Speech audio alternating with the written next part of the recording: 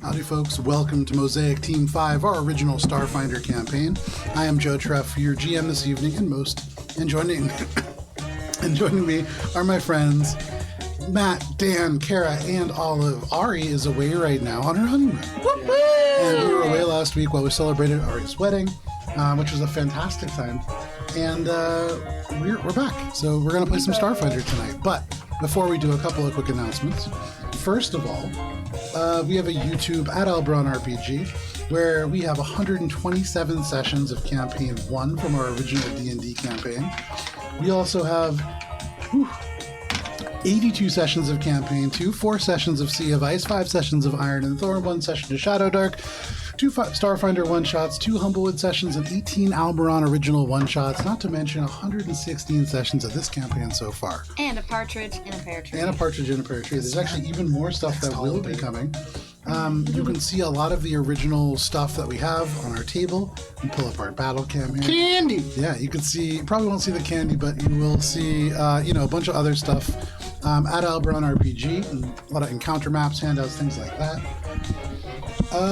In this Thanksgiving, we are going to be having Feast of the Noble Vale 2, which Kara is going to be running for us. It is a culinary competition in the D&D world of Alberon, and that is something that we had a tremendous amount of fun with last year, and we're excited to welcome back as a hopefully annual tradition. And I just hate dropping things as like obligations on people, but we really enjoy it. Thank you, Kara. An obligation I offered. Yeah, Tina also just casually dropped an 8-part adventure that is loosely linked on 8 major pagan holidays over the course of the year. I'm very excited about it. Yeah, I'm like stoked for it. It's going to be very fun. Likely one will be in December, and then there'll be a couple more scattered throughout next year. Axe Wolf and Woe will likely air sometimes in December, which is going to be played on December 14th. That is an epilogue, or one of the epilogue games to our first D&D campaign. There is so much coming in the new year. We've been putting together a 2025 calendar, and so you can see that glove is going to be so distracting. I can already tell. I'm taking them off at some point. They're warm. There's a lot of stuff that's going to be coming, and you will see that when it gets announced in December. And that is all of the announcements that I have. It is time for this week's session of Mosaic Team 5. Pew, pew, pew, pew.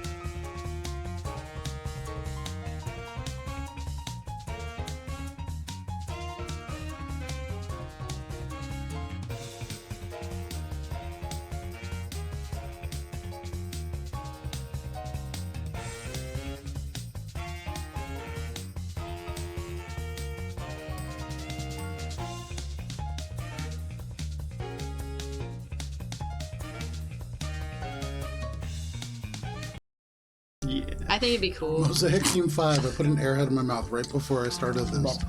Didn't think that through. Candy. But last time we played, you began in the draft. I feel so ridiculous because it's like bulging on one side. Now you're fine. It's candy time. Halloween, baby. It is Halloween. We're celebrating I should probably mention we're celebrating Halloween. We don't dress like this normally. Except for Matt. Yeah, Matt came straight from work. This is my Friday gear, though. I just took my makeup off.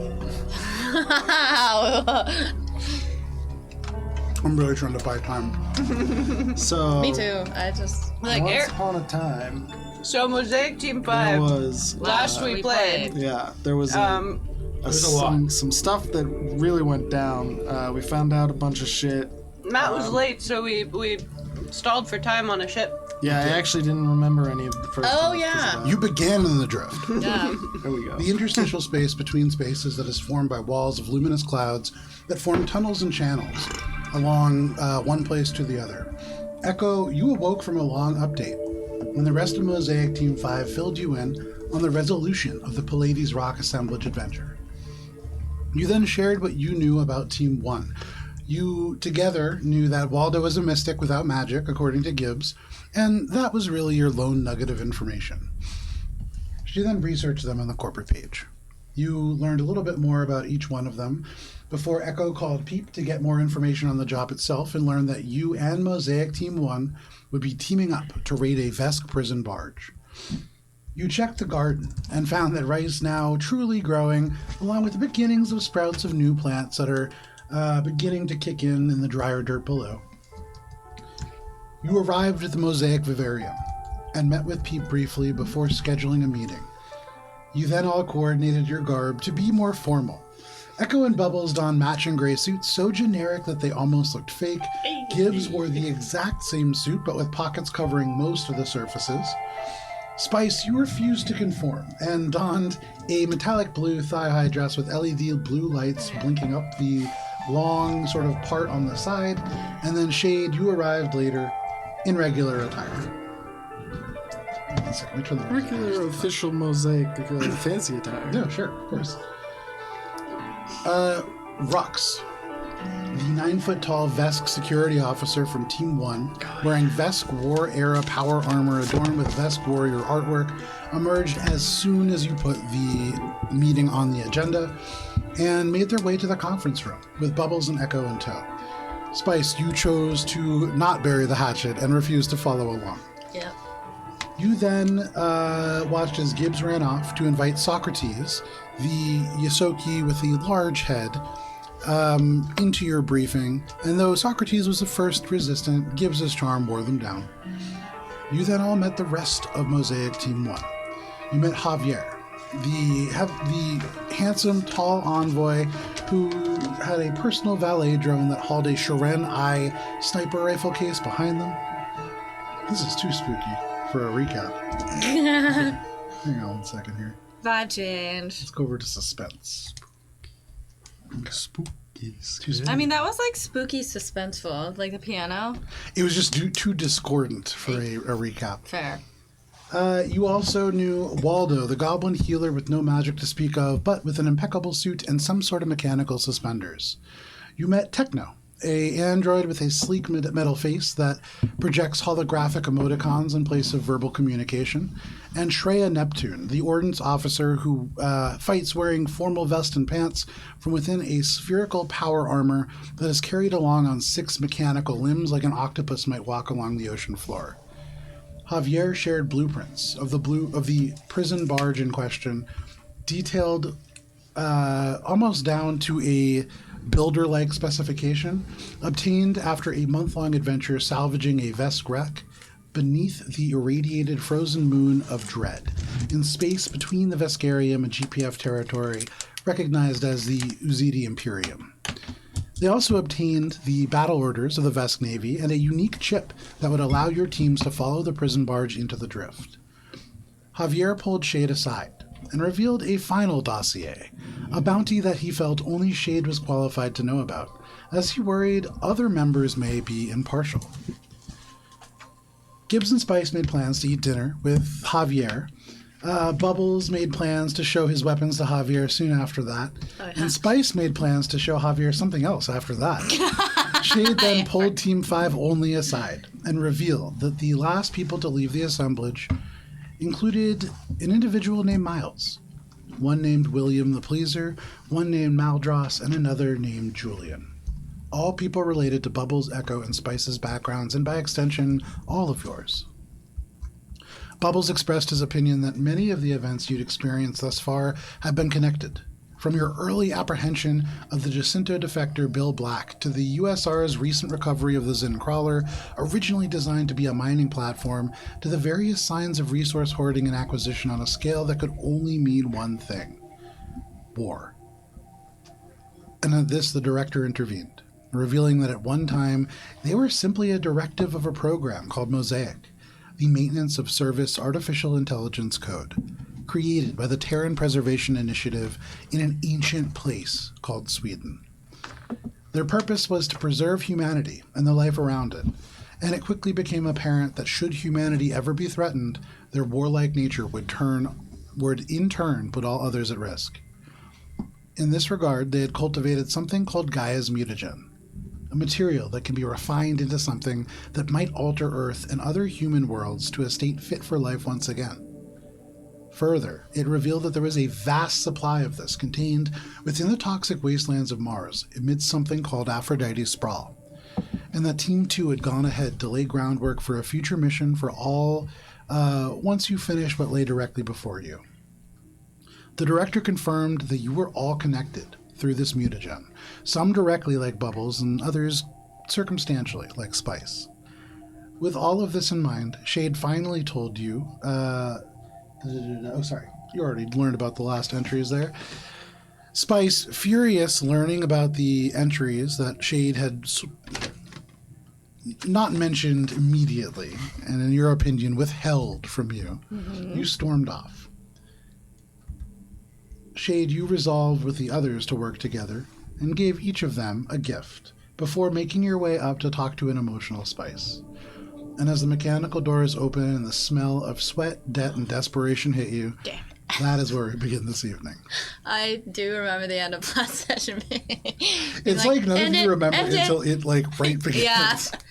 I don't know where this is going and it scares me. It would have been better if you were prepared for it. How do I prepare for it? Having it happen last week or 2 weeks ago. No matter Shade. what, I'm going to be underprepared. You stand in the four-way intersection between the cockpit, the crew quarters directly behind you, the armory directly in front of you, and the hall to the rest of your ship beyond. Spice, your blue-haired Lashunta envoy, lay in the cot they've claimed in the armory, still bedecked in the metallic blue dress, with the LEDs beginning to dim as their batteries run low. Just a mess in front of you. Yes. What do you say with the door now open? Oh, the door is already open? Yeah, Okay. you forced it right at the end, Right, did that. because that's show business. I'm just going to walk in and shut the door. Okay. Do I have the thing for Spice with me? What do you mean? Yes, you do. There's a thing for Spice. Oh no. So I walk in, I shut the door. Okay, you see a sweaty Spice laid out on the cot, crying probably. Yes, crying. Right, because you just told her about Julian. Yes, crying, sobbing, ugly, makeup running down her face, being like, Javier can't see me like this. Is Javier really your concern right now? Everything feels like it's my concern right now, Shade. Yes, Javier, of all people, is my concern right now. What do you want? That's not true. Okay, so what should I be concerned about, Shade? Enlighten me. I do not know the answer to that. But this is why I didn't tell you before. If you were to react the way that you are right now while we were in the assemblage, that would have put everyone else at danger. And yourself. That's my job, baby. Do you have something in your hand? Yeah, I'm holding a little, it's like, basically like a canvas cloth. Okay. There's a lump under it. That better not be another dog. What's ours name again? Pepper. You remember that Ian. Squeak was your and Bub's decision. Oh, yeah. I forgot. That better not be another... Is it a cat this time? Maybe a pig? Spice, Beaver. why do we need to keep doing this? What are you hiding from me? It's not what I'm hiding. You think it's what I'm hiding? I hide nothing from you. Clearly. I believe you're hiding things from yourself. Well, I don't know what they are, so I'm not hiding anything. I think that is denial. Your reaction just now at the news of Julian. You have unresolved feelings with him. That's obvious. Ooh, she deflates a little bit. And maybe does this with her hands. No, I don't know what you're talking about. I understand your frustrations, despite the appearance otherwise. I do not know what happened between you and Julian, But you should not let it affect the way that you react to those around you now.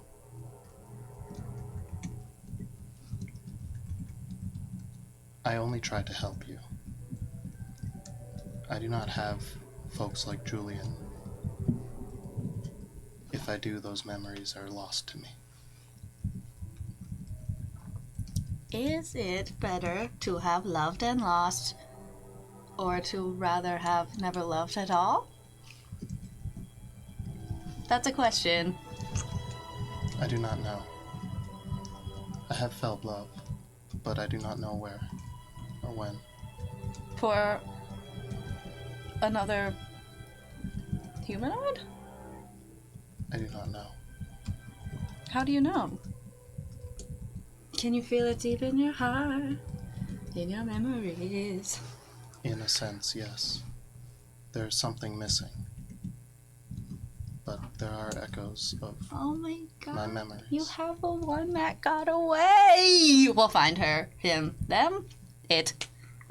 That is inconsequential to my point. There are other things that I feel that I cannot prescribe to. When we encountered the astral entities, you remember? Olive doesn't. When we got ghost infected? Oh, yes. Ghost infected. Yes. Yeah, that's what it was. Yes. Well, yeah. In the drift. Yes. And you got commanded. Yes. Well, Yeah. no one really figured that out, and yeah, but Hypnotized. I was going to kill you. You could try. I was going to kill you. Bubs was able to stop me, and you figured out that I was being possessed. But at the time, those feelings I could not distinguish from my own. And that was troublesome.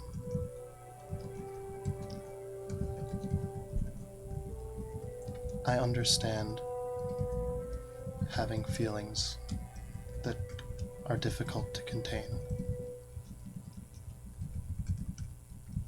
But for your own sake, you need to try and harness that. I think you should harness the power of expressing those feelings. I don't like to bottle up my feelings. I prefer to express them, and I think it's doing you damage by not letting yours out. I have attempted to kill Bubs on numerous occasions. Again, I'd like to see you try. You're being serious, I'm sorry. I do not know why. Does it have to do with the fact that you have 3 faces? It is likely the cause.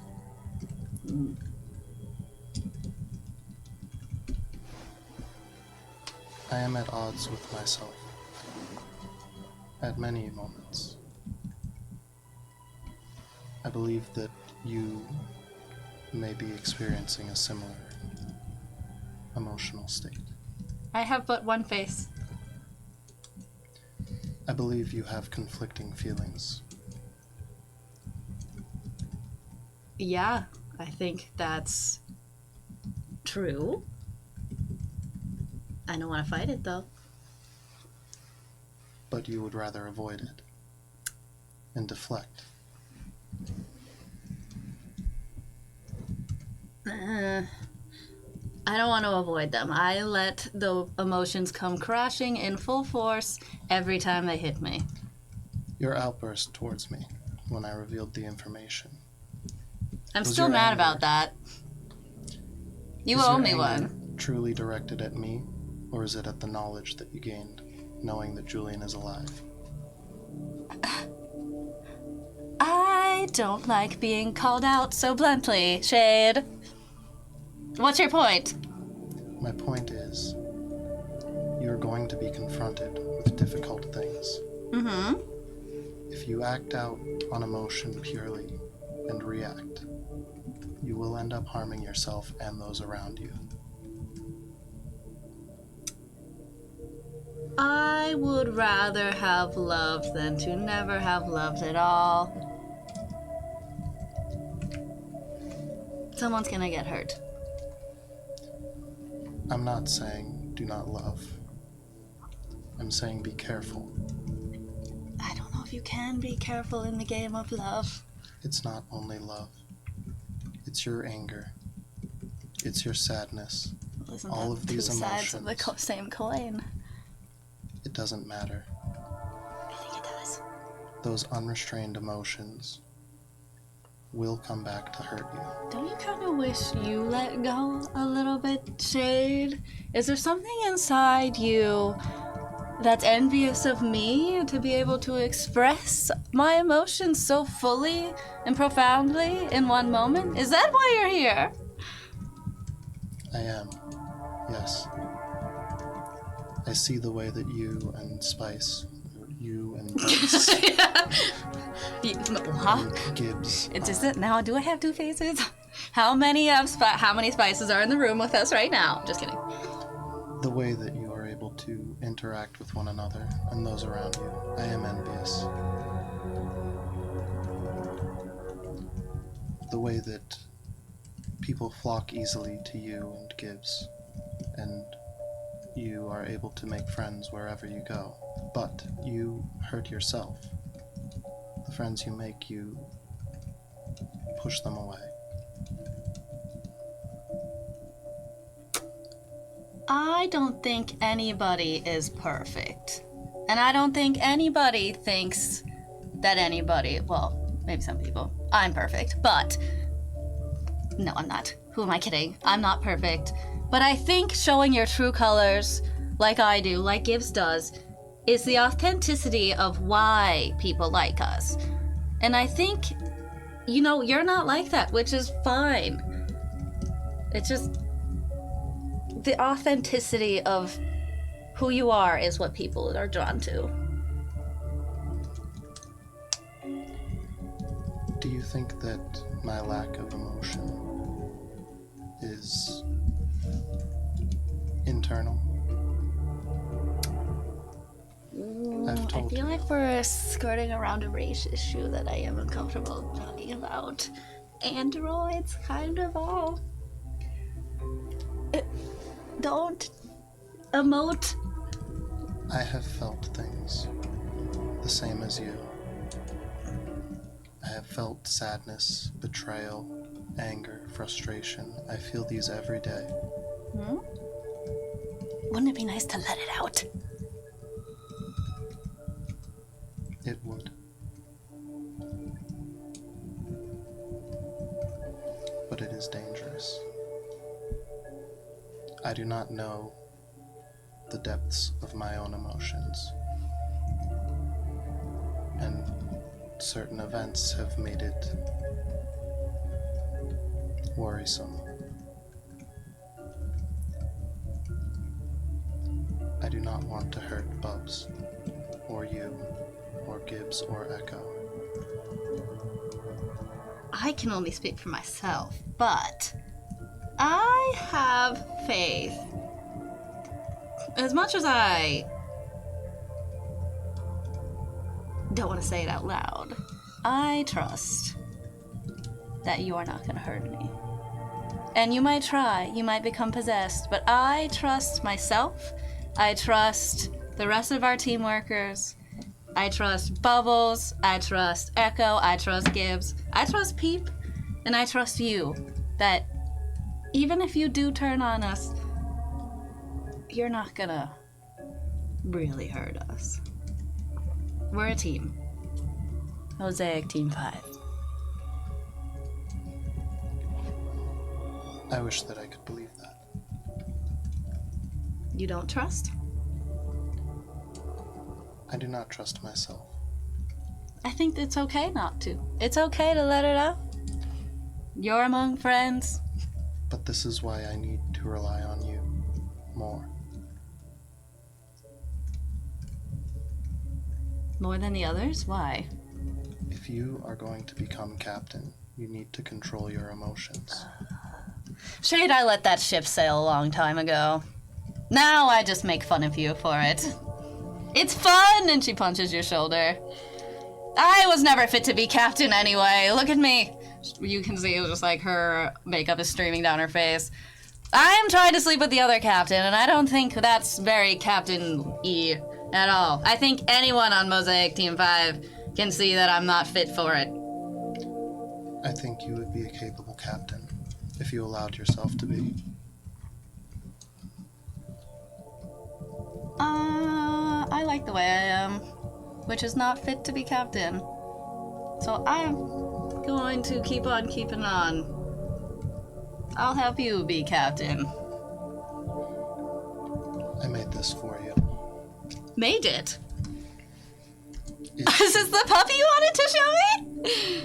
You can make organisms that live? It should help to enhance your natural capabilities. What? Your charm. What? You are getting a little drone. What? Yeah. Drone? Yeah. So underneath the little canvas is... Does it look like a dog? What does it look like? No, it's like a little, it's kind of like the Celia Sweets camera, right? Similar, like, size at Similar size, Oh, the one that I destroyed. least. If you want to describe it, I'm pulling up the stats too. Oh, sorry. I didn't do it I because last did time I that. did it, you were like, no. I don't know what I'm yeah. doing it, so. The only thing was I figured it would be the director's voice. For, like... Okay, yeah, sure. Yeah, but that was No kind of worries. it. Describe, does it fly? Does it walk? Yeah, so Is it it's like immobile? softball size, baseball A size. tiny bit bigger than a softball. Yeah, if you think about like just the, you know those little pumpkins that you can get that people like put on their tables and stuff. It's not quite a full size one. It'd be about this big. Oh, like gourds. Yeah. Okay. Okay. Does it look like a pumpkin? It looks like a pumpkin boot. Does it float? Does it like... It hovers. Okay. Yeah. Does it have a Describe little the black thing, cat man. face? What does she see? Describe it. I can keep guessing. Pulling up the, We can do this all night. I have to pull up the stats.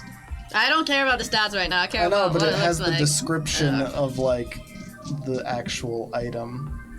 But essentially, it's a small drone, and it talks in the director's voice, but Okay. it's pretty rudimentary stuff.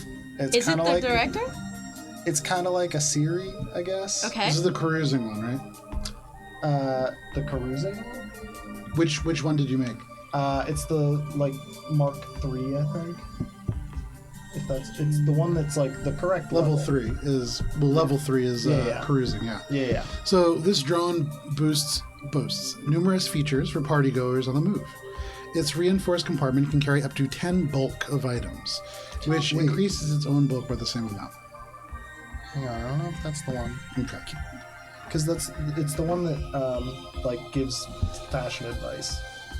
Oh, fun! You'll have to look that one up. It's Okay. not the one that I had that you I'm looked going in, but back. as long as it's the same level. It should be. Abuse here? Sorry, Is it's that a you? couple of weeks. I forget what it's called. No worries. I'm looking it up on in our chat.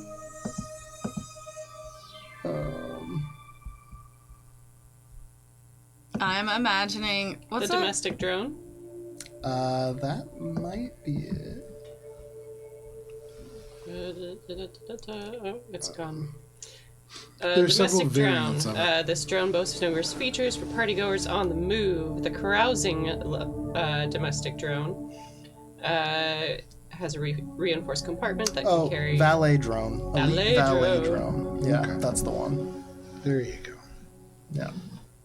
Oh, So the man. valet drone is a small drone that aids in clothing selection, grooming, and light personal administrative tasks. It can speak the language that it understands, which I'm assuming is common, though most valet drones are poor conversationalists and speak only to remind you of social obligations. So very much like a Siri, it will turn on and just go, Spice, you have a meeting in 5 hours, or whatever the case might be. I love that. A valet drone acts as a stealth drone of a first level mechanic, except it has the manipulator arm mod and tool arm mod, which means that it can kind of do some things. It contains an integrated hygiene kit, so it can kind of do all the hygiene tasks for you, and an oversized mirror that distends from the bottom, instead of the stealth drone's normal initial sort of mods. And that's what it is. Okay. The only thing that is different about the elite variant, it treats culture as a class skill, in which it has a single rank, so it can technically attempt culture checks to recall knowledge. Mm-hmm. So if you are truly out of ideas and you need to know something about, like, something, there's a small chance that the valet drone may be able to help. It has an intelligence of 8. And so it is a little bit smarter than your average valet drone. Not as pokey. It can spend 10 minutes to adjust your fashion and appearance as necessary for a specific social situation, granting a +2 insight bonus to diplomacy checks to change a creature's attitude in that situation. Amazing. Okay. You see, she kind of like stops conversation. She like accepts it. And so I'm imagining Mimikyu. And that's how its little arms come out. Like, you know how Mimikyu has a little shadow? That's what I'm imagining. And you see she's already cutting up, like, a corner of her sheets and, like, making a little Mimikyu outfit for the drone. Since the cots in the armory, I'm imagining it's actually Bubbles' the sheet that you're cutting up. But yeah, oh, yeah, no problem. No. You just cut the corner of the fitted sheet right off. The whole thing just kind of snaps. And she's like, baby, you have beautiful eyes right here. And she's sketching on eyes. And then right here. And then here's your little mouth. And then your little ears. She twists the sheet. What should I name it? That is up to you. Where did you get this? She's twisting another little ear. I crafted it with the UPB that I have been saving. Oh, I love her. It's a her. Obviously, it's a her. Oh, baby, what am I gonna name you? I can't name you Mimikyu. Well, I'll think about it. Spice. Are you asking for forgiveness? Why didn't you do this? Is this a forgiveness token? I have been working on this for some time. We need to be ready for what's coming ahead. The director has informed us of much more happening. It ties into the last log that we had on the assemblage. Everything is interconnected. I also found something out from Javier, but I do not know if you are ready to hear it. Well, you know how I react. That's up to you.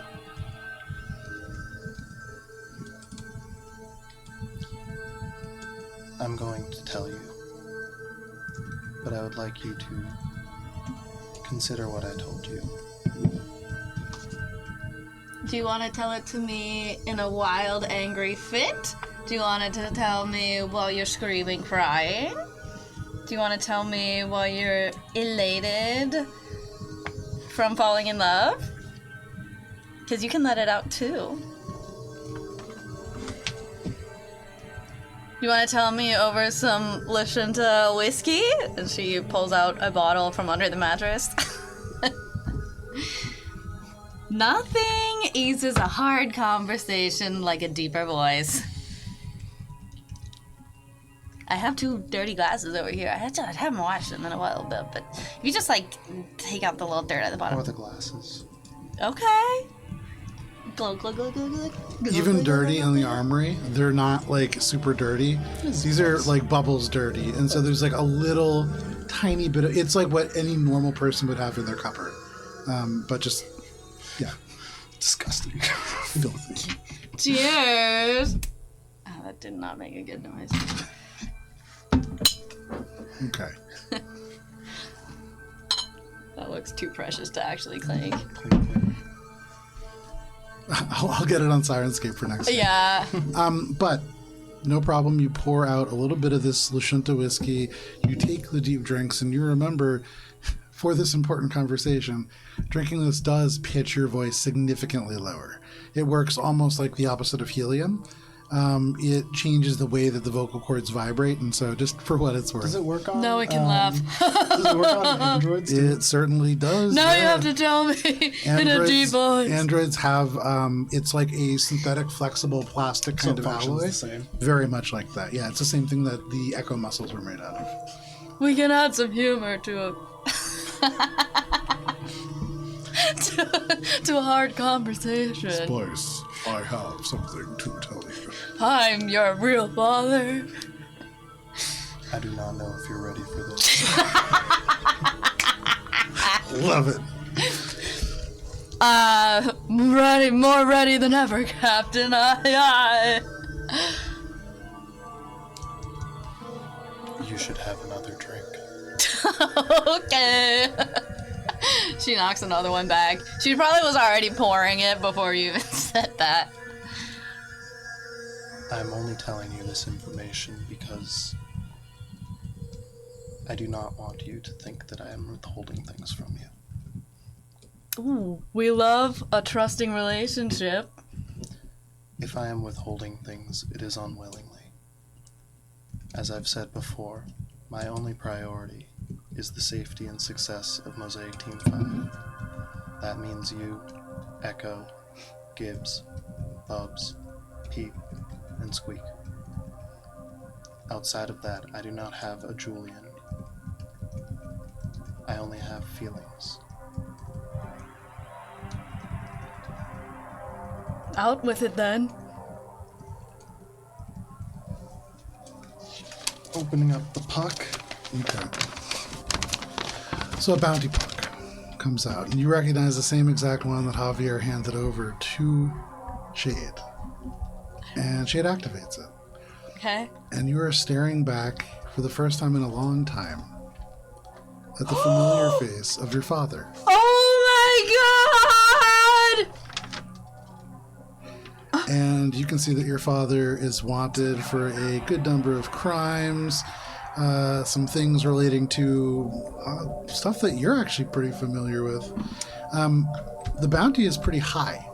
That's something else that catches your mind. And actually, you recognize almost at once when Peep had mentioned the amount that you were in debt, certainly matches up with the amount that is underneath your father. Javier gave me this information because I was the only member of our team that he felt was trustworthy enough and capable of holding this information.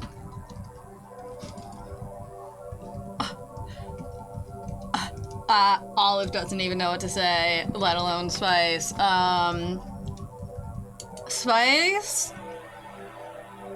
Ooh, how is Spice? So, we all know Spice has a hard relationship with her father. Shade. I don't know why I didn't expect this from my fucking father. I should have known this was coming. I really should have.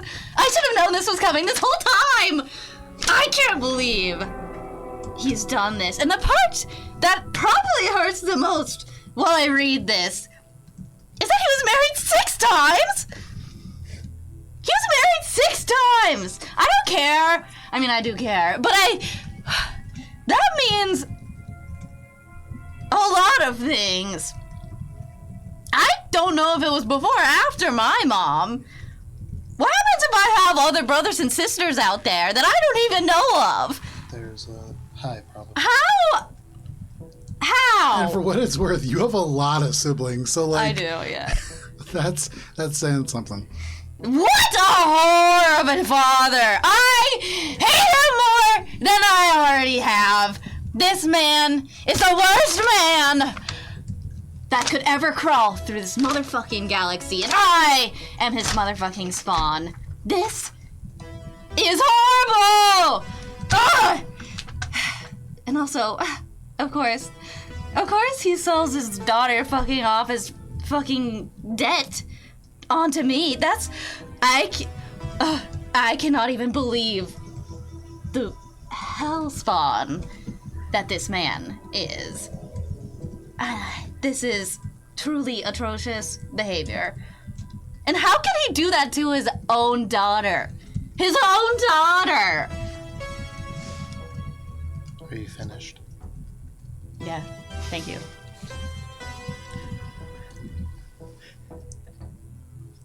Now that you know this information, you get to decide what to do with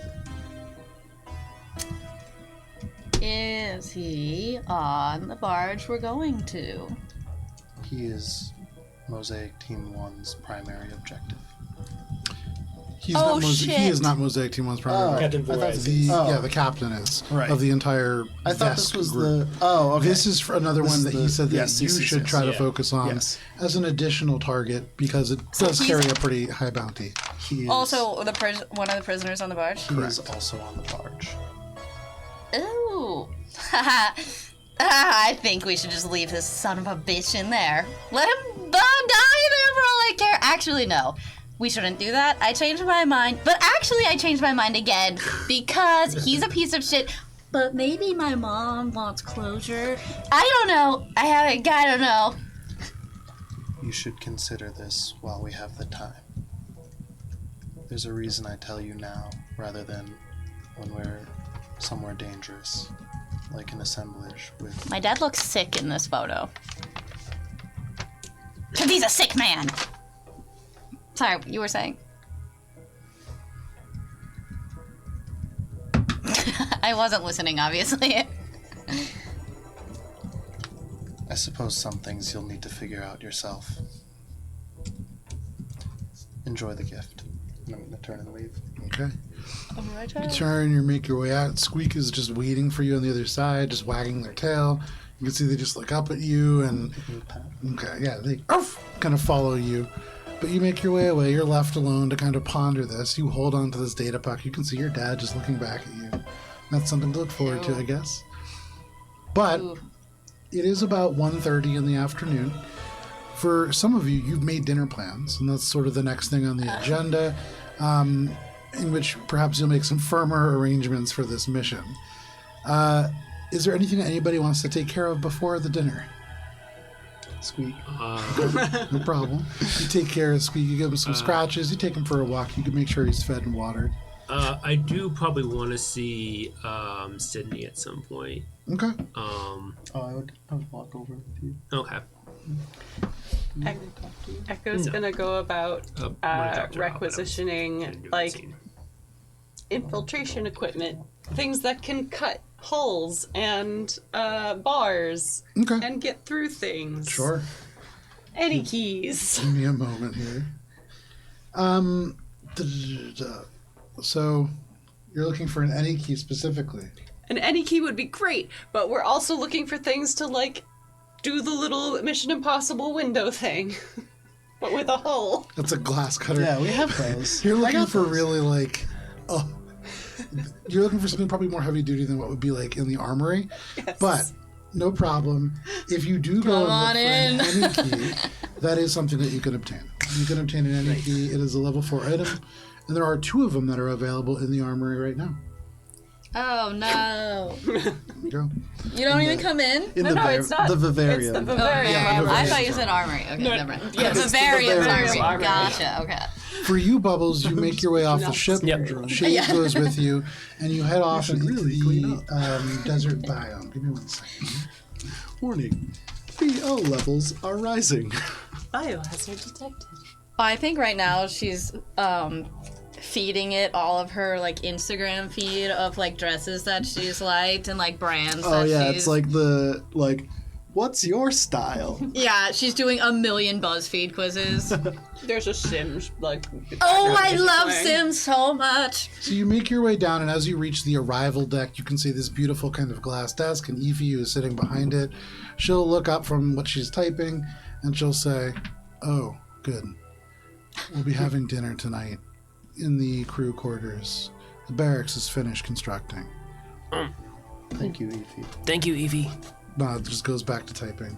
You make your way past, you take the lift, and you head down to the arid vivarium. You enter into a warehouse space that has been converted to these. It's almost like a museum of little desert cells, but you can see there is one that has been carefully set aside and converted to hold this almost gelatin-like ooze. And you can see now, kind of sitting, legs crossed, right in the middle of this space, is Cindy. And their eyes open up, and when you approach, you could see they smile and they stand up, and it's almost like they're moving in like half slow motion through this gelatinous substance. It's a little bit harder to move than just like walking, a little bit harder than swimming, but they stand and they kind of moon step through the gel over to the kind of glass that separates you and them.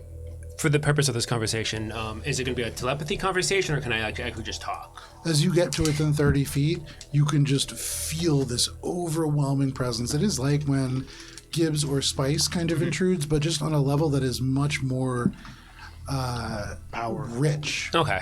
It feels like there is a depth to it that is beyond just reading the surface thoughts. This, if she chose to, could really reach a lot deeper. But she reaches out to you, and you can just hear Bubbles. Cindy, I brought my Captain Shade with you. There's so much I have to tell you. You look so much better now. I didn't want to, after we transferred you looked kind of rough, and I just... Thank you for bringing me here, Bubbles.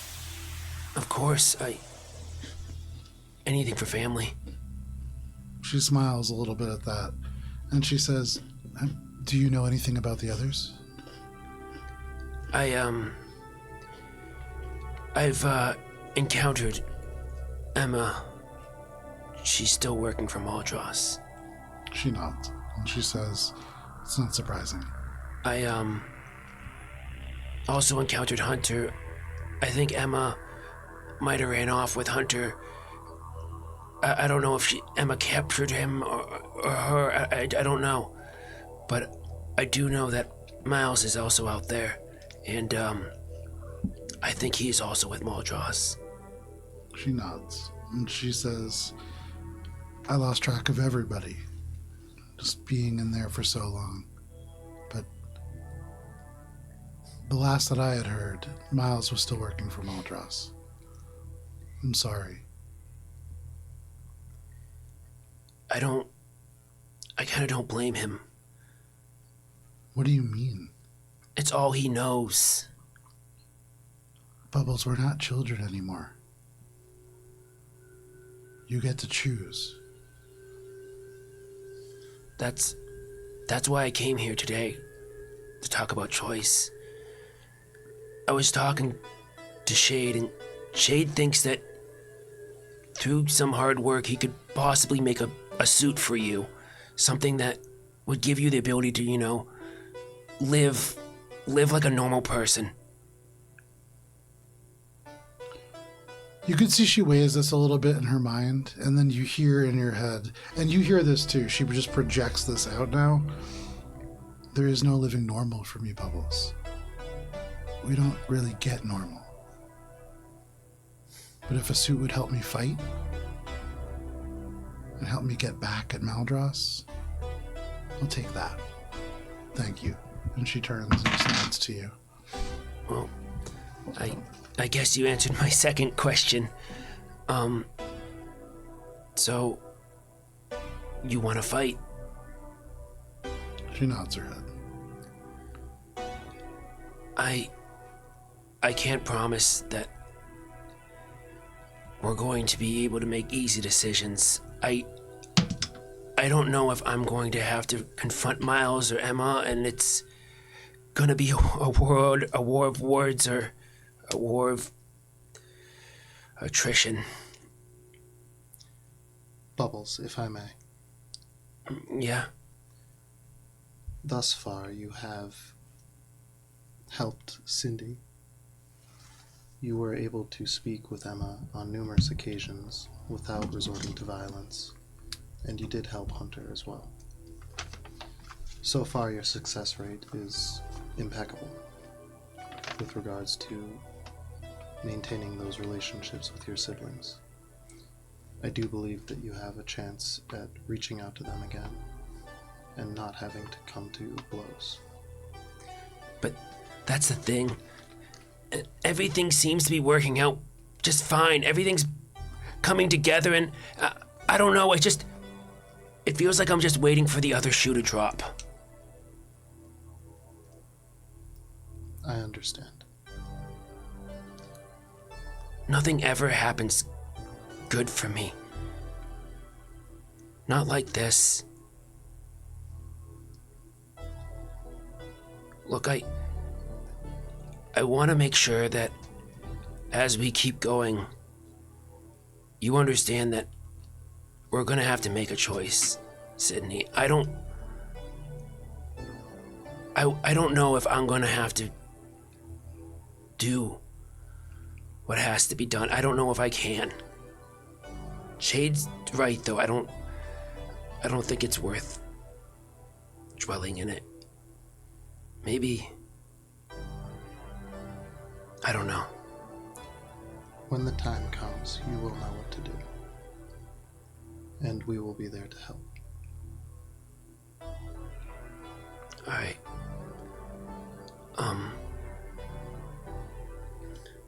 Well, at least we all know where we stand. For now, at least. Cindy nods, and she says, and Bubbles, for what it's worth, we don't have to make a choice. We get to now. We didn't always have that luxury. For a long time, I thought I'd lost it altogether. But you and the rest of your friends, you changed that for me after years. Things will not always be easy. But sometimes they'll work out.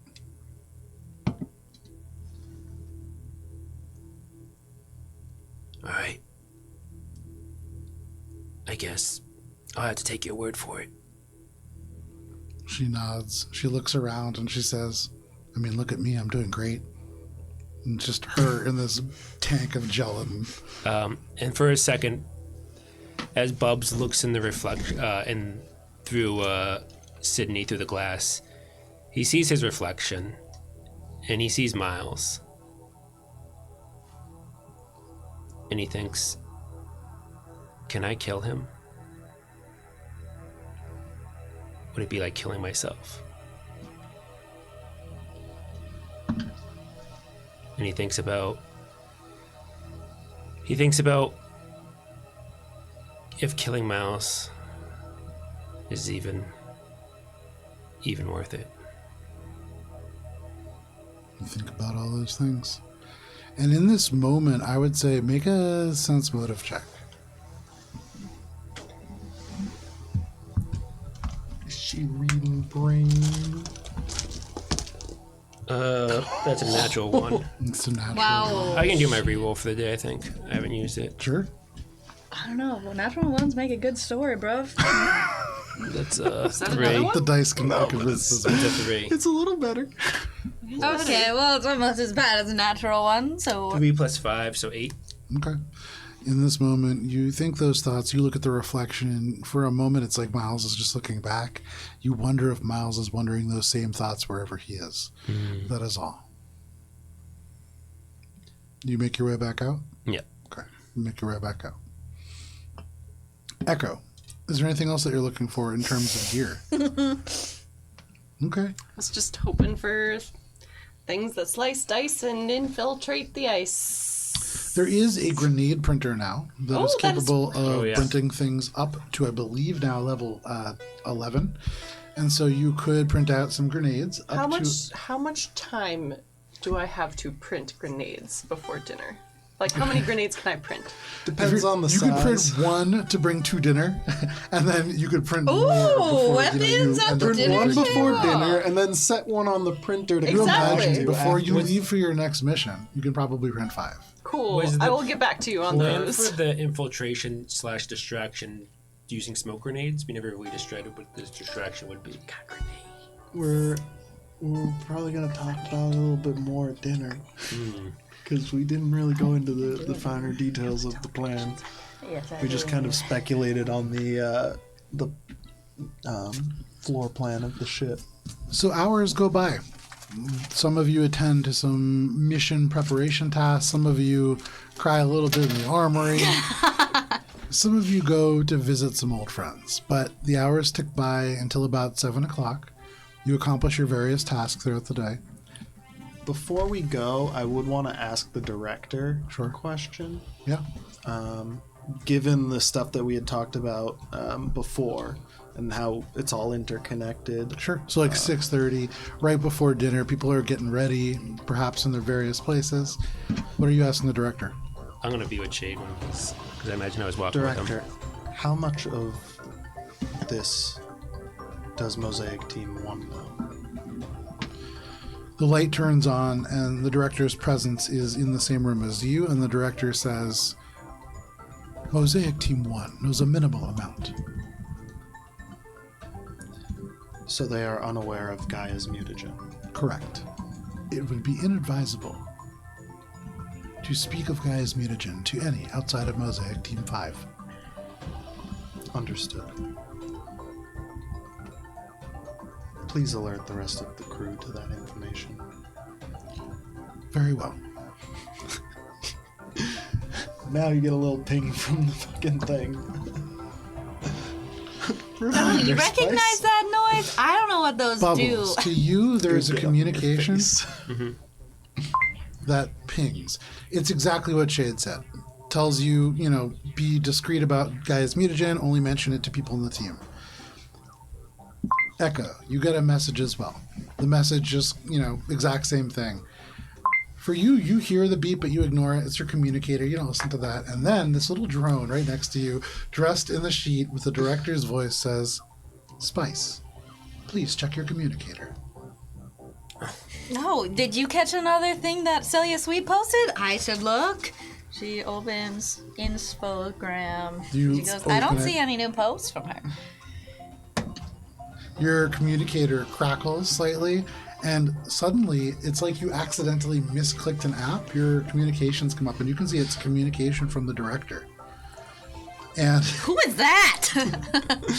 Whose number is that? Yeah, what what the is the fuck? number that's Block. on the dice that I just rolled in front of you? 12. 12. Yep, Okay. the number So- 12 comes up. You get the communication that you have is a little bit different. And it just says, Spice, this is top secret information. Nobody but you Don't can tell me it then. I'm terrible with This secrets. is a text message. No. You can just read it. And it says, Can I look away? Gaia's mutagen. You must not discuss it with anyone. And then it has a little winky emoticon next to it. Oh, fun. And you can see It's one of those secrets. the director is trying their best to bridge this communication gap, but with a 12 and their +2 modifier, it's not great. And they're trying as best as they can to communicate to you, to keep Gaia's mutagen a secret.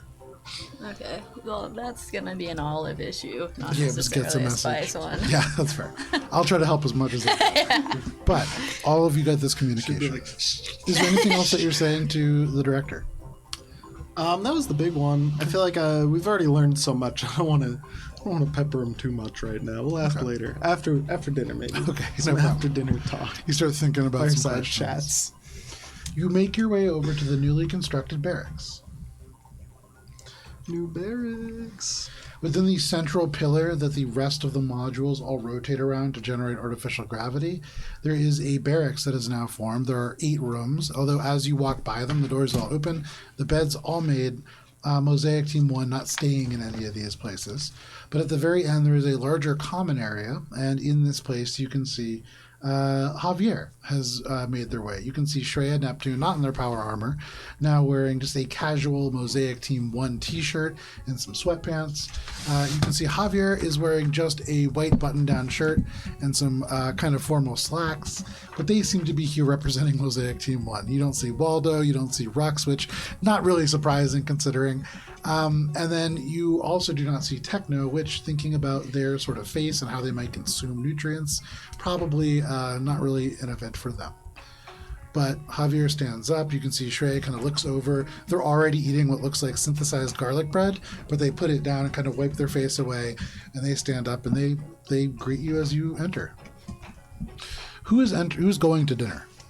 I know Bubbles is going. You're going. Shade's gone. Everybody's still wearing formal wear. I think by now, Echo has changed back into D-suit. Yeah, It's no just like problem. no one Bubs wore wear a his, suit. white shirt, Okay. brown pants. Shade's in his regular. Standard attire. What about you? I go, girl who I haven't named yet. What should I wear to dinner tonight? Okay. And like, then she'll feed information of Javier, Shreya. Be like, Director. what should I wear to a dinner with these guys? Kind of like in the same way that you'd prompt ChatGPT. Yeah, and the director gives the director's voice says, "Here are some Directora. options for you," and projects out holographically, fairly low resolution, but it's you, very recognizable, and you can see like all relatively like formal, like nothing that you would pick out, but all Really? things that still Tonight? look like it's very diplomatic. It's Okay. like very clean cut. She'll choose like one of those and go, I don't know, but I trust you. We'll see how this goes. No problem. So as you make your way up, Spice comes up wearing basically what Javier is wearing. The blue on the shirt, a little bit closer to like a midnight blue. It's not white. It doesn't have any of the mosaic kind of stuff on it. It's just suggested through color. It's tailored, and so very like, it looks very sharp, but much more neutral looking Spice than you are used to seeing.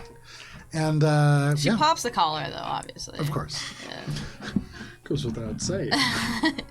But all of you make your way to dinner, and there is what is a like synthesized like red sauce dinner. You can see these noodles that are all perfectly like swirled into a sphere. Each kind of pile of them looks as if it has been copy and pasted, and so you can tell they have been culinary synthesized. The red sauce, there is no texture to it. It's perfectly smooth and like silken across the pasta, but it smells okay. You can smell garlic, you can smell tomato, you can smell little bits of maybe basil, and you can see off and to the right there is a dish of perfect, almost like white snow, this Parmesan, very artificial.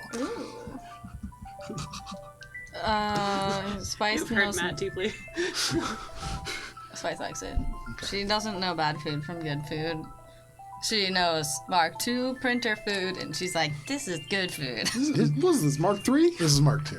This is Mark II from somebody who doesn't use a culinary synthesizer very much. You look around and you can see there's no baked bread, but you saw kind of Ify typing away on the computer upstairs. This is probably like a very quick, like somebody asked Ify to do it, and she did. Wait, remind me why we're here again? Dinner with You invited Mosaic. Javier You invited to this. dinner. This is Oh, dinner. I did this? Was there a reason why? Does Because anybody you remember? had the hots for Javier. Oh! You tried to get him to This go is on your a hot date, date. and it was So like, why are you oh, all here? because he was like, there also because he was shows like, up. yeah, we should have dinner as teams to Yeah, like he wanted it as coordinate. business. He didn't Well, want it Gibbs to be- actually was the Yeah. one that really like turned it into a team dinner. Oh, Well, you also failed miserably at getting him to be interested at all in a date. He was more interested in Bubbles, Yeah. technically. ew, no! Yeah, remember Gibbs- he Gibbs started like opened it up because into Bubs a- was like, Right, I'm gonna oh, go that and bit, be a and then he rival, fell and in we're like, love But wait. with anyways, He's Javier, actually a you can cool see guy. the slick back hair. He's wearing the white shirt. He nods to all of you and he says, I'm "Thank actually you for single joining now. us. Too. I hope we can use this time to plan a little bit more. Please, sit." And they gesture for all of you. You can see Shreya stands up and she goes, "Hey, if y'all want to know just a human trick to make this a little bit better." And she goes over to the side and she pulls out her bag and she pulls out this plastic squeeze bottle. And you can see it is full of something, maybe more red sauce. Although this has a little bit more texture to it. But she goes over and she shakes it up and she says, "Have you all heard of ketchup?" No. Have we heard of ketchup? It's That sounds Maybe like a culture's human word. I No. think I've probably heard of it. Catch up to what? nods and says, "Oh, exactly. It's like you catch up to flavor. 16? Adds a little sugar, a little bit of tartness, shakes it up, and just opens it and right into the main kind of thing of spaghetti." And you can see she goes in with her hands at first, but goes, "Oh, no, hang on," and takes the sort of serving stuff, mixes all these perfect little swirls up into just a mess. And you can see now there is the smell of like tomato sauce, really like a ketchup that wafts into the air. Nice. And she says, "It just makes it much better. It's more authentic human this way." So it's pasta and ketchup? Yes, pasta sauce and ketchup mixed together to make gravy. you better ketchup sauce. Ooh, but how does it taste? You can see Javier was about to take some, but then he just takes some more garlic bread and adds that to his plate. Trey you takes a did full it. heaping Adding this thing. much sauce will hurt the structural integrity of the meal. She shakes her head and she goes, "No, that's the great part, really. When it starts separating, you can have basically 2 different sauces on the pasta." But structural integrity is integral to a meal. Well, that's just not true. Okay. Echo just assumes that she has no taste buds. Sure. And that they were missed. I like the texture of it. I can't really taste food, but I like how it, it's like crunchy, but like not really like super crunchy. It's like soft crunchy. Does that make sense? Yeah, no, exactly. It's the ketchup. But Javier just sits down and he says, "So, have all of you chosen where you are going to breach the ship?" We were considering a number of breach points. Which I don't remember. What do you think, Javier? Kara was zonked out. One was near the top point. I think we decided that we one was wanted the to do. engines, Javier says, security, and In the prison general. area. "I would recommend sticking to the first deck. Stay away from concentrations of Vesk officers and troops. I would also suggest bypassing the black cell blocks. Those seem to have isolation tanks and may house all sorts of things. I think Waldo has thoughts." I think you have it backwards. This is the security. This is where the prison is. No, he had it right. No. So very technically, if you have the blueprints out, Javier says, "A common mistake for beginners. Security is on the second deck, and if you wish to engage in the security systems, you will need to go there." Okay. Is this still the cells though, right here? Yes. Okay, those so are I This was- is where the prisoners are. Yeah. Very So this is where we broadly, want to go. Like There- all of that. He points and he shows you that there are 3 separate cell blocks that are kind of, those are the 3 cell blocks. The one that he calls the cell block black is the one that has the isolation tanks and the nursing station labeled. So there. what we were discussing last time was if it was worthwhile to breach at the actual cell points Yeah. versus actually breaching at the security place, which I guess is second floor, and then turning off the security and then making our way through there. I believe Gibbs and me were just thinking we should just breach the cells. Shreya, are you guys all mentioning this? Like, Yeah. Okay. It's a conversation. So Shreya, to that, kind of slurps up her noodles. Ketchup kind of goes across her face, but she says, yeah, you could do that. I think breaching into the cells would be good because then you're just right around all the bounties. There'll be a little bit of a fight right off the start, and you might vacuum a couple of them to death. But overall, I think it's a pretty sound plan. You will have to deal with the automated defenses, though. We found that when we were going through the plans, there are a lot of turrets, there are electrified grids in the floors, and those would all be disabled up in security. So that's not a bad place to start either. The only problem is, and she kind of like wipes her hands and then zooms in on the security section. Give me just 1 second to pull that up for myself here. Okay.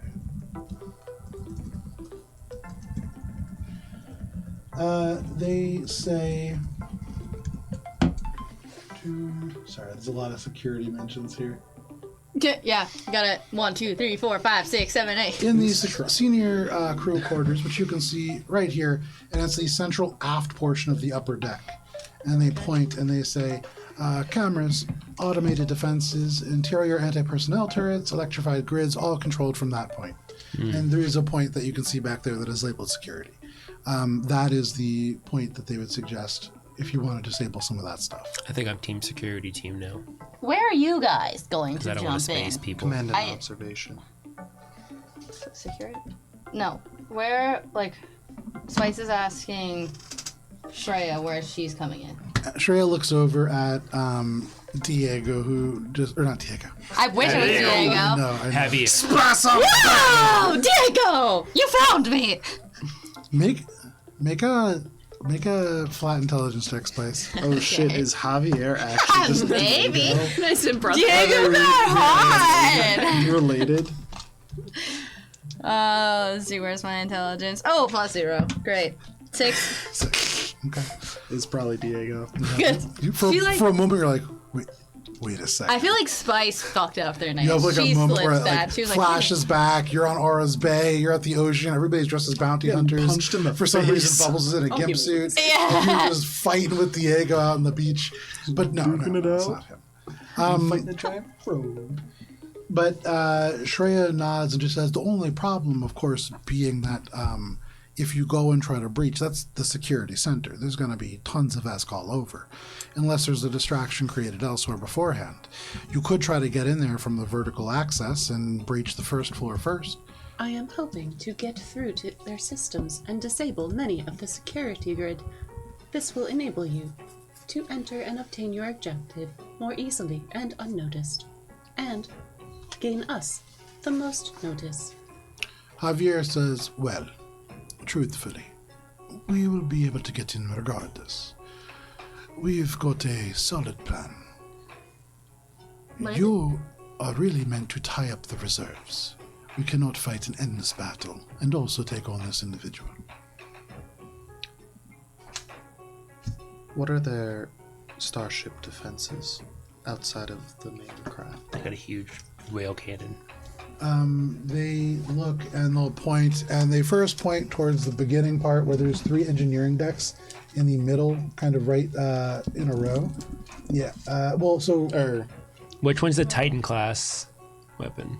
The Titan class weapon. So that is, you can see there is like a trio of engineering things that kind of line up Oh, right yeah, there. these. Yeah. And those are the ammo run, the maintenance shaft, and then the actual core for the giant rail cannon itself. It runs along like probably close to half the ship.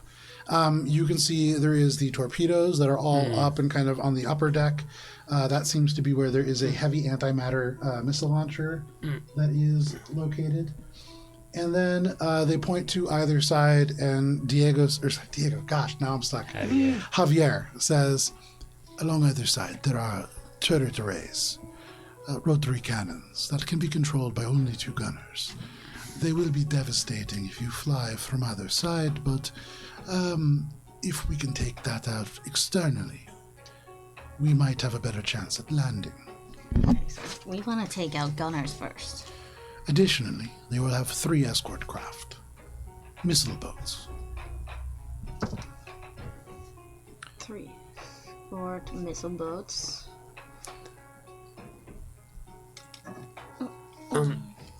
Do we only have to disable the weapons before we board, or is it going to impact us when we escape? I imagine both, depending on how much damage we do while we're aboard. But as we will be leaving with their commanding officer, that will show or shed some chaos on the situation. Do Vests honor hostages of war or prisoners of war, or will they just shoot us down even if we have their captain?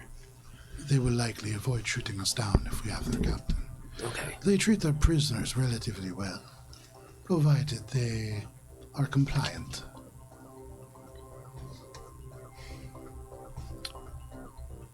It seems as if the first line of defense will be the exterior turrets. We'll need to disable those before we do a full breach. I still believe that setting up a holdout in the security area may be a good way to create distraction, but it seems as if perhaps 2 waves are in order. Javier, sweetheart, darling, Javier, are you, Javier is fine. babe, are you going to help us take out, these railgun turrets, what have you? Or are you going to lean on us to do that while you just get into the ship and get your captain? I would suggest bypassing them altogether, if we can time it correctly. Okay. Transition to the drift. We'll have 17 seconds to board before they can activate defenses. Interesting. Failing that, we will need to engage the turrets on at least one side. Okay, 17 seconds is not a lot of time. Well, But you guys are definitely going to be able to get into the ship before then, right? Nods. we have a mystic on our team that can create a kind of like a cloud of, kind of more like a fog of war in the space. I don't really understand how it works, but that could probably be useful. That may be very helpful. You should know the Vesk keep mystics in the black cell block, and so they likely have anti-mystic defenses there. Anti-mystic. But only this block right here is the black one. This one right here is not. Correct. That is the green one. Okay, so Mosaic Team 5, I don't know where you're entering, and you're being a little bit secretive about where you want to enter, which is fine. But Mosaic Team 5 seems like the best way for us to enter is through the green cell block, right?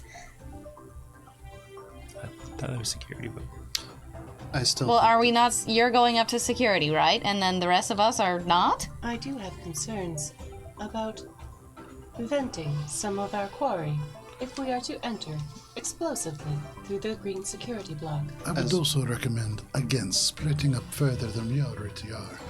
Crossfire is a concern.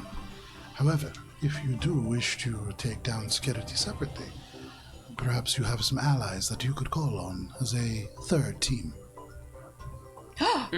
Well, maybe. I was thinking, as we only have a small amount of time to board the ship before its defenses are activated, perhaps we should seek doors that already exist. We do not exactly have the firepower on our ship to blast open a hole in a full Vesk prison ship. I would recommend the airlocks. Yeah, that makes sense. The nearest airlock to the green cell block, as well as the engine labs. What would it be? You can see in the green cell block there is 2 that are aft near fuel, and then there's several, or I think there's either 2 or 3. AL is airlock. Correct, Okay. yeah. That directly lead right into the corridor that cells exist on. Corridor here. What is fuel? Yeah. Okay. Fuel. So those shaded things, those are massive tanks of fuel. I would recommend entering near the fuel tanks, as that is likely to be where security is most lax from the outside. They nod and they say, you will of course need to be careful with laser fire that's close to the fuel. Of course. This cargo area. Do you know what cargo would be there? No, but we do know that it is temperature and humidity controlled. The special cargo areas can be adjusted for different things. They can be used for additional storage, should the prisoners prove too numerous.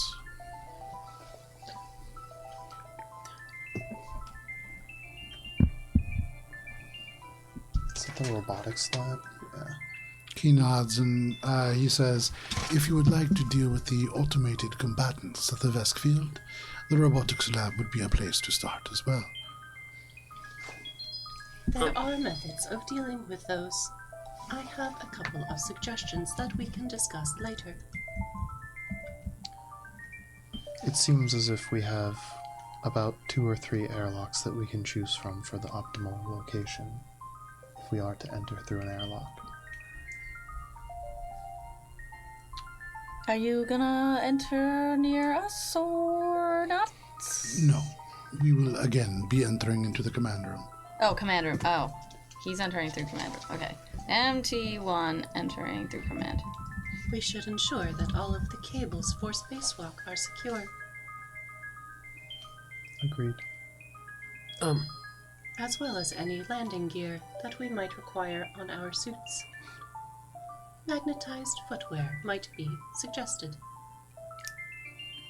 How long would would I be able to get the UPB to craft 5 pairs of boots, magnet boots? You wouldn't, however, you would know that the armory does have things like that available. Okay. The Vivarium armory. Nice. Armory. The well-stocked armory as opposed to the The sex dungeon armory. Different kind of armory. Yeah, the whips that are available in the Vivarium Lots do a of little bit more flogs damage. and Yeah. Emotional. couple damage. paddles, Um, ball A little bit of gags. damage. It's I part of it. don't want to go into another tangent, but so just in terms of figuring out where we're going to enter in the airlock, we have this one and No, what- that's storage. Cargo. I was thinking this airlock, make our way through here, go down These through are this airlocks hallway. right here, and this is the green one. There's an arrow pointing up. That's also another airlock. The special cargo area? No, below the special card. Hold on, can I see your pen? Not this one. Oh, this was the one I was talking about. Isn't that an airlock? No, that's special cargo. I see. Yeah. Then yes, this one. I was Yeah, I thinking agree. This one. That one looks Come in good. this way, go up. We can go through here to get to the cell block, but we can also make our way Why to... would you want to walk longer to the cell block? This is all airlock, and it goes through the special cargo area, so we can find out what they're doing here. Make our way through here to get here. It's possible that the special cargo has special interesting cargo that we might want. Yeah. And also that gets us to near the robotics lab, which then Echo can use to disable. and then Echo can catch up if we have to. Yeah, and then we can go from there to either security, because I believe there's an elevator, right? Yeah, it brings us to the second floor, Brings right us in to the the middle. second Yeah. floor, like right up here. You know And who there's can the also control room right teleport here, too. 400 feet now? Oh, yeah. Damn. Do you You know have? who is faster than Echo now? No. Just kidding. You were just able to be in more places at once. Do you have to have line of sight for the teleport? I haven't looked at it. I don't think so. You and I are more able to use grenades properly in the form of just putting them Yeah, on the and ground running. and looking Yeah. at. Where's the elevator? Lost it now. Oh, vertical access. There it is. So we're decided that's the place we want to enter. I Yes. think that is the best option. Okay, option so- we have. This airlock.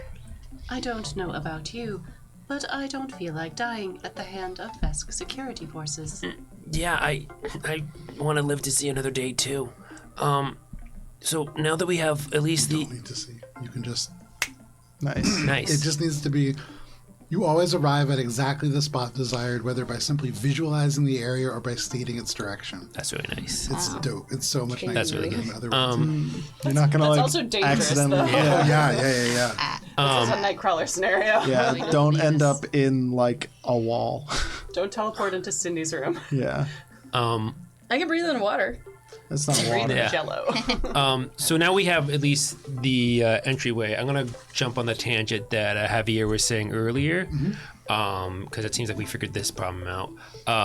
So you mentioned that if we contacted a third party, Can you a little bit more this way? we have someone named Rose Lashwin who has their own ship. They're quite a capable I am pilot. familiar with Rose Lashman's work.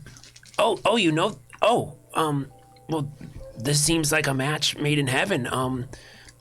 Gibbs has their contact. I'm gonna ask. Isn't she a member of Mosaic Team 2 now? She's an outside contractor. Yeah, she's Oh, outside. she's still Senator. an Yeah, outside she didn't yeah, join. right, Gibbs right. tried to. Yeah. It's a work in progress. Getting Yeah. her. So I'm gonna gesture to Gibbs if I could have the contact. Gibbs kind of nods. Okay. We'll try to contact them and I mean, I can contact him now, I guess. Yeah. Okay, I'll contact him now. I'll put him on like a big vid screen. Okay. In terms of how the vivarium make sure our cars are secure, do I have to worry about that or? You would imagine not. Okay. I mean, this is a pretty secure place so Okay. far. We're also still within the drift, so I mean the communication's a little different here. Okay. I would say, yeah, you don't have to worry about But it. I also have to worry on her end at least. But okay. So I'm gonna call, and it'll be like a group call if anyone wants to jump in. Conference call. Can you just set it to the table? Mouse? Yeah. To the table ones. Send it to the table. Okay. So you go ahead and you call Rose. I'm gonna have Gibbs like kind of do the intro, and then bring us in because it's Gibbs' friend. So Gibbs is the one that makes the call, and Gibbs, as is usual, kind of launches into this big, oh, it's so good to see you, and da-da-da-da, your pedals look so nice, and just like, kind of goes into like a whole thing. Rose Lashman. This is session 70. So anyway, Bubs wants to talk to you. Okay, bye. You turn it over, and you can see Rose is this individual. You can see almost like a plant-like humanoid, and the face is just this almost mask of these tiny little petals of flowers that shift to mimic human expressions. But you know that you're really looking at like this plant-like person. Hey, you're on conference with all of us. How's it going, Rose? Oh, it's going really well, Bubbles. How are you? Oh, I've been enjoying some time off after my last job. oh, well, you certainly do look well rested. But speaking of jobs, let me tell you, we got the job of the century if you're interested. Well, I'm enjoying my time right now in Aura's Bay, but please. Aura's Bay? You can see he kind of like looks and just goes, "Oh, hello, Spice.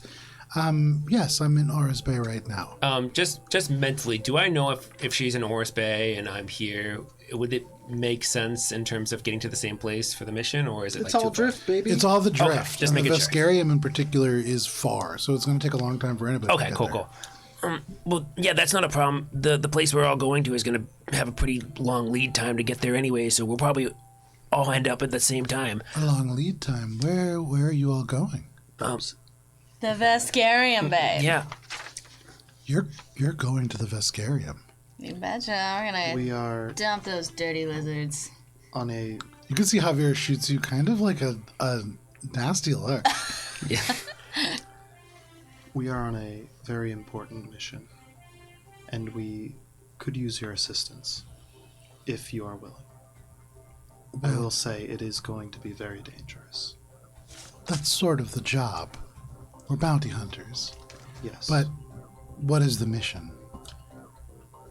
We are attempting to enter a Vesk warship holding a number of prisoners. We will need your help as a distraction for their security systems as we breach the initial fortifications. You're breaching a Vesk warship Correct. in the Vescarium. Correct. Well, not just us. Mosaic Team 1 as well. Oh, okay. Girl, you don't have some more faith in us. You say that, and she says, "I have a lot of faith in you, Spice. I've worked with you before, too." Yeah. This says motive check. But she says, "It's natural 20." When she says, "I've also worked with you as well," that's really the part that Double. rings true. She knows that there can be complications when you are involved. But she says, "I do believe in all of you, but Team 1 has a proven track record, and we're all part of the Above 1,000 Club now, so..." Hell yeah. Well, Congratulations. not you yet. But this will definitely get you over here if you can do that. Almost every Vesk prison barge has numerous bounties locked within it, so... Don't we know that? Oh, and we have info on all of them, so we have like the inside scoop. We are going to be going up massive double digits in this, and we're gonna, if you want in, jump on now, because this What's is my cut? We would give you a percentage commensurate with the rest of ours. An equal cut for your participation. Whoa. Fine. Equal cut for you. Listen, if I'm just coming in as a distraction, I don't need an equal cut. I think a flat rate would be fine. Understanding, of course, that I'll need to get out when I need to. Do I have any assistance in this, or is it just me alone? You could assemble a team if you were willing. If you're on Aura's Bay, there are two lovely ladies I know there, by the names of Mari and Meeg. And you can invite them along. One is a pilot. They're both pilots. Or at least Mari was. It's not a bad Nods idea. and just says, "How do you know these people?" Oh, me and my girls go way back. We grew up together. They're a coalition to followers of Hylax. You know, if you just drop Hylax's name. So They'll come Spice calling. and Shade, each of you make a diplomacy check. Did they have their own ship? I believe they did have a ship. They We do- have it. You get a plus Yeah. 2 now. Yeah, we You do did the have thing. Oh, I've got Mimikyu around me. Well, because you spent the time to do it. You get the +2 because it's part of you being like professionally Is it dressed. forever +2 to all my diplomacy No, checks? it's or when is it you one per it's when day? you use it. Yeah. It takes an hour, but you can do it an hour a day during your rests. or your downtime to So I don't effectively know have if it I- forever. Well, I guess I'll use it. Yeah. So +2. That's perfect. Mine was almost another natural 20, but instead it's a 19, which is just a 19 because I don't have any bonuses. I wish it was. Wait, I have a thing for this. Oh, make it funny. No, that's for other people. No, she's, No, I'm trying to there's too literally much do math. math. It's not. I don't have the numbers on here. Whatever 14 plus. Wait, no, that doesn't. Whatever 18 plus 19 is 38. 39. 39. Okay. 18 plus 19? 49? 37. 37. 37. We got there. 37. With the 19, Shade, you are as convincing as you can possibly be, but it's the kind of thing where, like, if you smiled and put your thumbs up, you imagine like a wait, screw plus would come 2. loose and this would just 39. go down. 39. Nice. But luckily, Spice is right there with you. And Spice starts talking, and really, like, you feel Rose's attention shift over to Spice, and it's a good thing. Oh, thank God. Rose nods and says, "This is a dangerous mission. 1,000,000 credits." I think a percentage. would What's the probably be- 'cause total What of- if I we think that's good kill- actually. I think that's a good rate. Yeah, I'm pretty sure look at that's this. pretty based on our That's bounties. like- That's pretty Give good. me all those fucking things. We're gonna add them up. It's She'll- a good. that's It's gonna a be- good. If Yeah, we but get all those. what if we kill all of them? Rose, there's a percent of them are chance dead or that alive. we space some of them. Rose shrugs and she says, "Again, I've worked with you before, and that's why the flat rate will work for me fine." I don't like the idea of a flat rate. You drive a hard bargain. 1,000,000 credits upon completion of this mission. Disagreed. But maybe put it in escrow, so even if you don't come back, I'm able to collect it. We I'll shall arrange discuss it with with Peep. She nods. Apologies, Captain. And she says, "I don't know who that is, but I Our trust that mission they'll..." coordinator. Wonderful. You have a mission coordinator. Yes. She, Have you had can one see this whole time. she's unable to help it. Like the petals kind of lose shape for a moment. It's just flowers for a second. That's like her surprise. But she kind of recomposes herself and just through a lot. nods. we try to keep them safe. But she says, "Well, very well. Send me the coordinates and I'll meet you there." Hell yeah! Don't forget to call on Mari and me. Great You get ladies. to give him the numbers. Oh yeah, she'll shoot the contact over. You send the contact information. over. Perhaps She nods. reach out to them yourself first. Mimikyu. I have a task for you. This tiny little drone turns and just goes, "Yes, Spice." My best friends. Send Would you them a like to text. register Tell my them about name? Rose. She'll just like give her like probably like an essay. I'll go consolidate this into one sentence. Send it to Mari and me. Squish it all down into one Or sentence. like bullet points. You up? WYD. So you send this, and very quickly you begin to get a call from me. Hey babe. You can see What's up? I love you. it is just Meeg's face kind of comes into focus here. Presumably you've hung up on Rose. Yeah, we got Rose on the call. Rose, Otherwise this it would is just Meeg. echo back and forth, but yeah, no the problem. feedback. You can see Meeg. She looks at you and she just says, "What do you want?" This isn't you typing, I can tell. Oh, I just got a drone. It's her name is TBD, but you're gonna start getting texts like that. You know it's me. I'll end each one with a kit spit emoji or whatever. I created a personal assistant. No, I'm not talking to you. Hell yeah, girl. All right. What do you want? You don't know Rose Lashman, but we're about to go into the Vescarium for a mission. We all know we don't like the Vesk. But we're gonna go there to get a lot of bounties, babe. And she'll like sift through all the bounties and go, big money, big mission. You want him? Okay, so you start going through the pucks, and it's just bounty after bounty after bounty. And you can see she sighs and she says, "I don't know. We just got away from so much violence. And you really want to go right back into it? Against the Vesk? You know what they're like." I know that I want to crush the Vesk. Make a diplomacy check. Ooh, not gonna be as good. 21, 24, 26. She's going to look at you through this, and she's going to say, Spice, we just got to a tropical paradise. Give us a couple more weeks, okay? You guys are no fun, but I totally get it. Enjoy your time, babe. We're actually settling down pretty well here, and we've got kind of a good thing going. Mari's happy. She can skate. Oh, okay. Let me know when you're going to come visit. Of course, you'll be the first one to know. We learned about Oris Bay having some happenings, or I guess The Oris. Yeah. The junk circle. Yeah. But You did. yeah, and GPF is coming back in, right? It seems as if they have a much heavier presence than they did before, yeah. Yeah. You're okay. I feel like we'll I trust Mari and me to stay under the radar. You feel safe, hon? That's what Racking told us. She nods and she says, as safe as I ever feel. Alright, well, hey, you got me?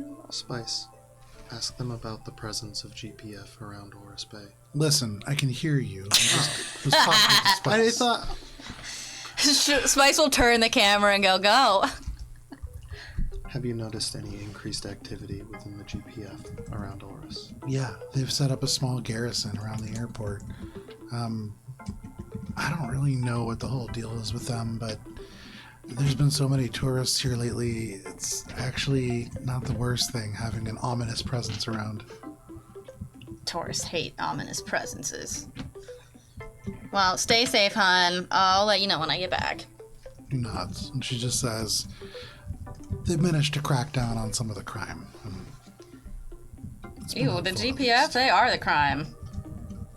She kind of nods at that, and she says, maybe they're not all the same, Spice. All cops are bastards. You She would nods know. at that. She says, that's a good point. If you hear anything more or notice any unusual activity, please let us know. She nods. We've learned that they will be attempting to move some of the garbage around Petrus 4 to Oris Bay, or an area within Oris. You can see she kind of shrugs and goes, and That is somehow related to the GPF activity. Do you know Aklama? She was a high up in the GPF. She's the one high up in Rents for P2. If you hear the name Aklama, she's a GPF rat. okay, Kill her if you get the chance. I won't do that, Spice, but I'll let you know. Thank you. Okay, goodbye. Goodbye, love She you. hangs up the communicator. Tell me. Wait, Mari. Diego at this, or Yes, Diego! Javier at this, just kind of turns and just says, so, you have a team that can do the security for you. No. Yes. We do? Yeah. Did We Rose just say yes? contracted Rose for 1 million credits. Oh, right. You were literally... Little I was there. Yeah. Yes. Yes. You must have a good friend in Rose Lashman. That's a cheap price. I thought it would be a good price. I think $1 million. At our rank. Yes. It is a good price. And Echo's just like slow blinks at Spice, like, don't say more. Spice just goes. She like zips her lips. Shreya looks at you and just goes, what, do you have something else you want to say? Okay. Kind of nods. You can see Diego squints a little bit. Do you? God damn it. Javier. He turns and he squints a little bit at that, but doesn't say anything. And you continue with your meal. This ketchup is delicious, thank you. Shreya nods and just says, oh, I bring a lot with me. I can actually... And she goes to her bag and pulls out a fresh one It's fine. and just hands it to you. And she says, no, I insist. She Wait. gives you a bottle of ketchup. You know what? Shreya, I have something for you that I think you might like. I take out the ketchup that we got from the Driftmas loot from that when we looted that whatever. Yeah. She takes this bottle, and you can see for a moment. And the sealed jar of chili crisp. Okay. She pulls her hand away from this bottle, and she goes, "No, is that a Pepco bottle of ketchup? Yes, it is. But it's not even open. I know. Where did Honey, I can we've have seen. this?" You can have it. Merry Driftmas. Like, you can see with the same reverence that Bubbles treats, like, squeaky clean wipes, she reaches forwards and she takes this thing of ketchup. And truthfully, though it is, at this point, probably in its 40th year of life, it moves just like you imagine ketchup should. It looks as if it has really undergone almost no decay. Hermetically sealed for freshness. Less that and more that, like, the idea of Preservatives. freshness has never occurred within this bottle. This is is the fresh? most artificial ketchup that you have ever seen. But to Shreya, this is kind of like the holy grail. Glowing a little bit. She takes it and she just says, "Oh my gosh, I wasn't ready for this. I didn't bring a gift for you, but I'm the ordnance officer. I'm really good with explosives. Do you guys need something for your mission that I could help build?" we, as in me and my great friend Echo over here, would love some explosives. "Yeah, what do you want? The station can only go up to a level 11, but I can do a little better." I want Some something breaching that charges would be helpful. corrosive damage. That would be less helpful than you think, Captain. Breaching charges in space. Sleep gas. For the prison areas. That is less of a problem. Hypnotic control I think what minds. we might want instead is some crowd control. I do have some solutions for breaching. I thought you already made those. What? I thought you already made those. Not the like. There's like A foam- big foam cage. blast. I made code ones. that I can want to loop be the able to code. stick Oh, nice. bodies into a bag. That is not how grenades work. Oh yeah, I got a little Shreya bit goes, off "Well, target. it really depends on the kind of grenade and the kind of bag. A If you shrapnel would like grenade." to seal off an exit, I am thinking much in the way that a fire suppressant system works. Perhaps a foam that stabilizes and Nods. expands. And she says, "Oh yeah, no, a foam grenade. We've used those before. You can definitely get one of those. I can whip up probably 2 of those for you if you I want." am aware of the foam grenade. I was hoping that it could solidify. "Oh yeah, sure. But it wouldn't be foam then. I mean, that would be No. more of a plastic." A plastic grenade does sound lovely. "Yeah, no, I can do that. Any particular color that you want, or?" I will leave the colors to Spice. Blue. Obviously, Mosaic Team 5 blue. But also, Echo's favorite color is yellow, so throw some yellow in there. So do you want green, or? Can you make a tie-dye? I've never done that, honestly, but I can try. I trust you, darling. Okay. That's sort of a strange request, but I'll try to make a tie-dye foaming plastic grenade. Could we get some, possibly some smoke grenades and holographic grenades?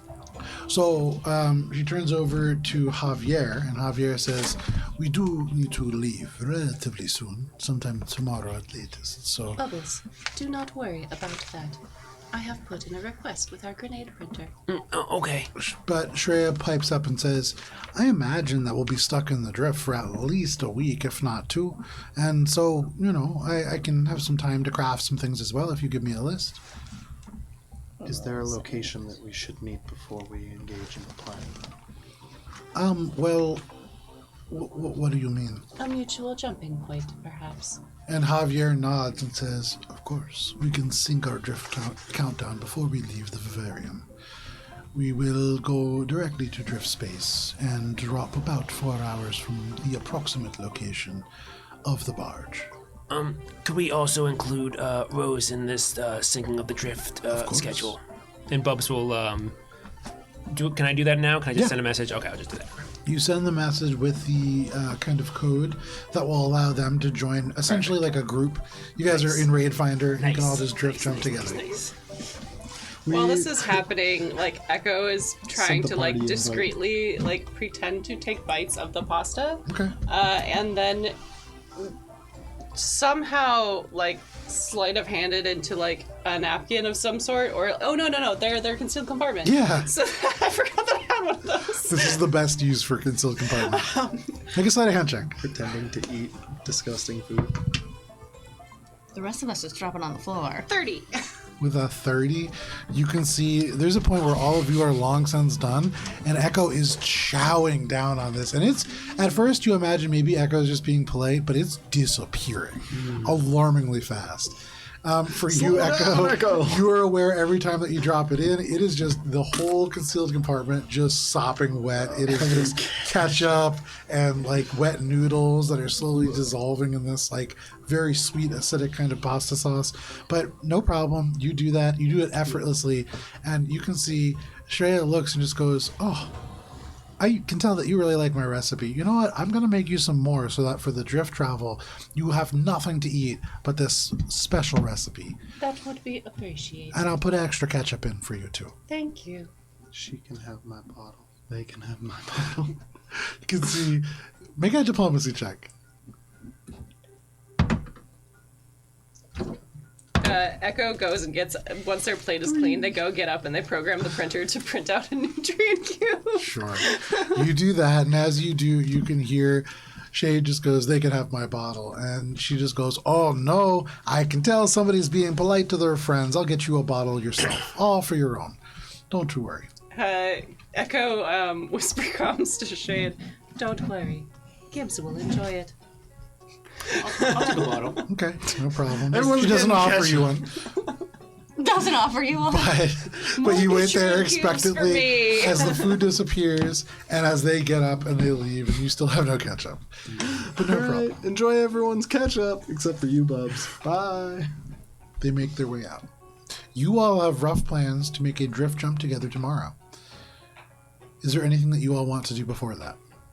Go talk to Peep. So you make your way to go talk Well, to actually, I Pete. don't really have much to say to Peep right now, other than Fuck just you. like, "Hey, this is what we're doing." Does Peep know about Mosaic versus Mosaic? No. Okay. Are we gonna tell him? No. Okay. We don't want to hurt our sweet boy. Loose lips sink ships. That's why I talked to you about the whole thing. We're not You get telling. over to Peep, and Peep is like, "Oh, Shade, I'm so glad to see you." You fill him in on like the mission, and he goes, "Oh, it's really nice to have such a straightforward mission. Everything is just exactly like it looks. A prison. We're gonna go in. We're gonna go out. There's no elaborate layers to plans. It's great." He just smiles at you, but no problem. So you're gonna lie to your dad? You can. A rescue mission in disguise. You tell him what you're gonna do, and you can go off. Daddy, no. So time passes. All of you can find sleep over the course of the evening. Bubbles, are you gonna go? Are you inviting Javier to go and see your weapons? Oh shoot. Oh yeah, why not? Okay, sure. I need the armory. Get out. So as you are all kind of like resting and stuff and like Spice going is about your detecting evening thoughts activities, Over and over and over. there again. is the kind of beep, and the director says, "Javier is approaching."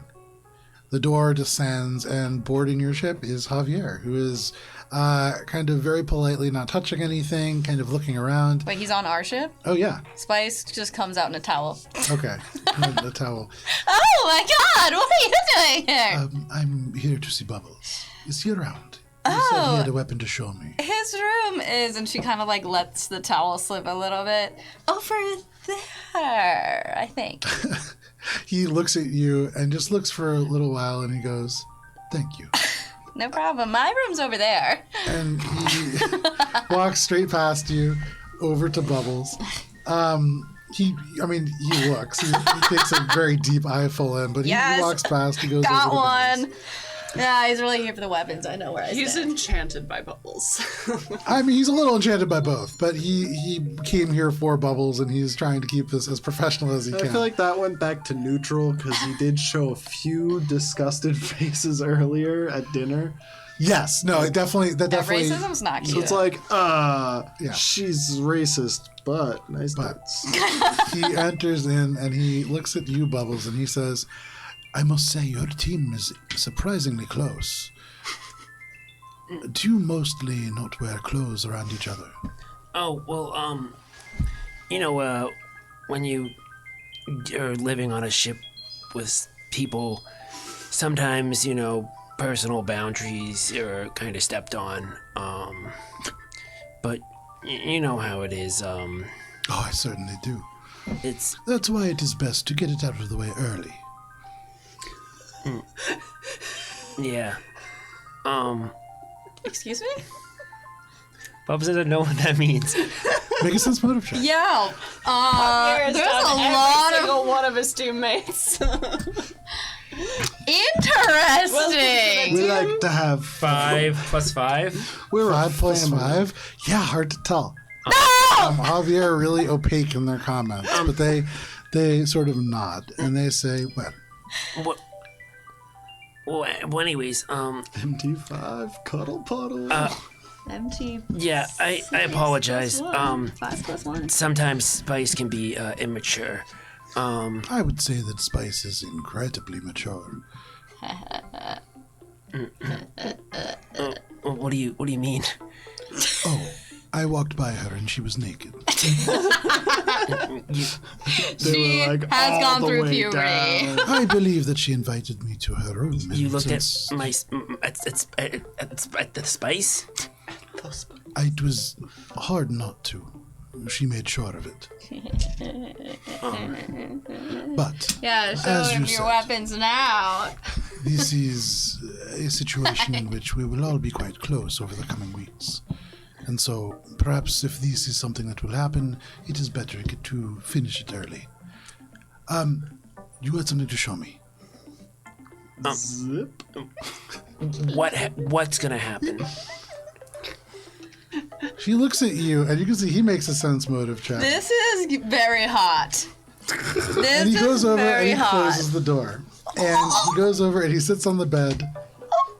And because you guys are in the Yeah. the community quarters, so he looks over at the beds. Yours is by far the cleanest, so that's the one that he sits on. And he says, "Come, sit down." And he gestures, pats to the bed next to him. Bubs is gonna stand. Okay, you stand. He kind of nods and he says, "When two people have strong feelings for each other, Javier, I know What? I know what you're getting at about that.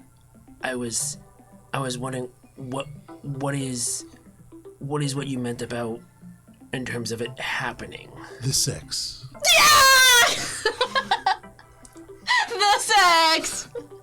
The sex. Sorry, Talon. Bubbles turns red. Just all the skin, all red. You know, Javier, me and Spice recently just ended things. In what way? Leg on the back, on the face. Javier, That was gross. I Face shots, man. Pearl necklace. I think you're a really great guy. And I want to have a professional relationship with Mosaic Team 1. But I'm going to have to warn you that if you go near Spice, I'm going to have to kill you. Make an intimidation check. That was said so curtly. Holy shit. I'm intimidated. Javier's like, my boner that- went away. Yeah, whoa. Not where I thought this was 19. going. It's back. 19. Fear boner. You scared say now. that- And as Bubs He's does a that, sub, it turns Bubs out. is he is going to like be touching like some of his weapons, and he's just gonna like kind of just like have it and just like his hand is gonna be like touching it, and it's like the handle, and you can see his hands slowly start to like get turned really red. Okay. So at that, you can see he stands up and he he looks, he holds his hand up very defensively, and he goes, "Bubbles, Bubbles, Bubbles, you're getting upset for no reason. You've made a mistake. You've dated a coworker. Everybody's done it at one time or another. Javier, you dog. I will leave you all to sort out your own problems.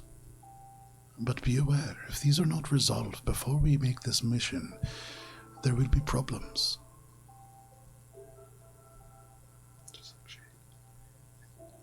Yes, there will be problems. Problems between you and me. He looks at you and he says, I want to be very clear. I'm trying to fuck you. This mission, excelling at being a bounty hunter, is all that I care about. You are talking and threatening to the wrong person. He stands up and he sort of just brushes himself off a little bit and he leaves. Are you still in the hallway? No, she's in her room. The smell of rose petals is wafting out of the armory. Bubs will like follow him out. Okay. Oh. You follow and you can see he leaves. He walks straight past the door. If the door is open, there's like the smell of rose petals. There's like, it's a crack. You can see he just walks straight by. You see the shadow pass. And he makes his way off. And Fuck. because it is 8:30, we're going to step away for a quick break. And we'll come back for the end of our session. You can see a countdown somewhere on your screen. And we'll be back at the end of it. Yeah. Goodbye.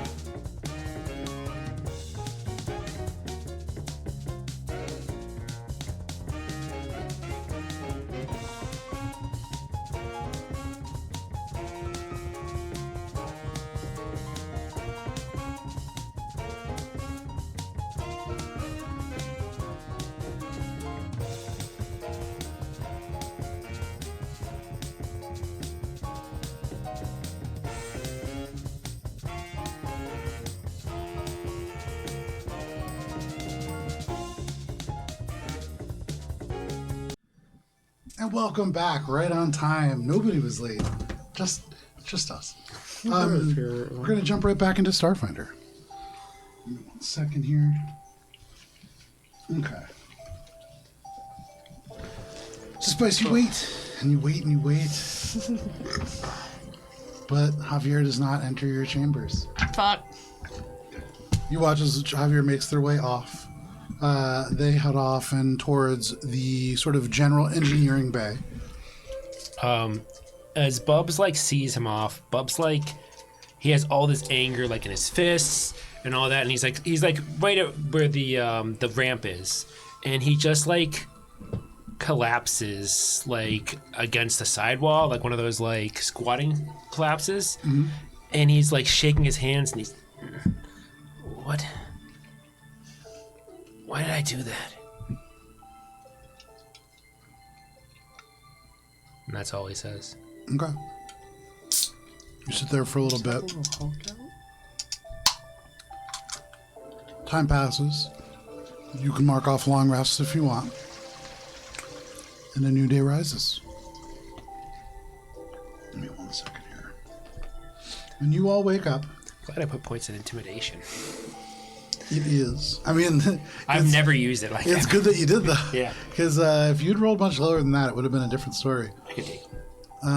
He would have tried to. I would have taken.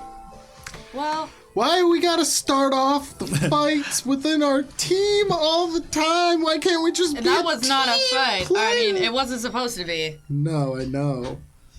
But we just fester in our own drama. It is the 2nd of June, Saturday. You all come to right around 8 or 9 in the morning, depending on what time you find sleep. And you would see that there is, I would say, Spice, as you wake up, your personal Joan projects your kind of schedule for the day. It's nice, like, dim light as you go, it like dims automatically for you and like really adjusts. But you can see that there is a mission briefing now, or a kind of coordinated jump that is scheduled for 12. And so you would imagine that you will all be making your way, or beginning your journey, right around noon today.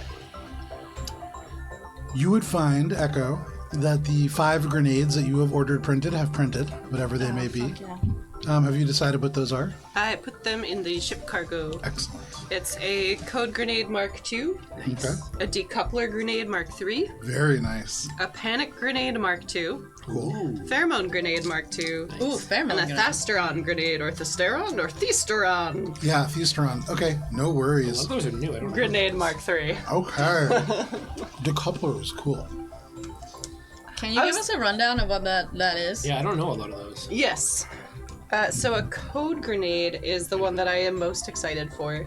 The code grenade, when it explodes, it basically loops through, and it's like it's a grenade virus, where it loops through the entire computer system in its radius. Oh, So if we that's badass. if we have automated things coming at us, we could just drop that. Or That's cool. If we happen to go into the security section, we just drop that.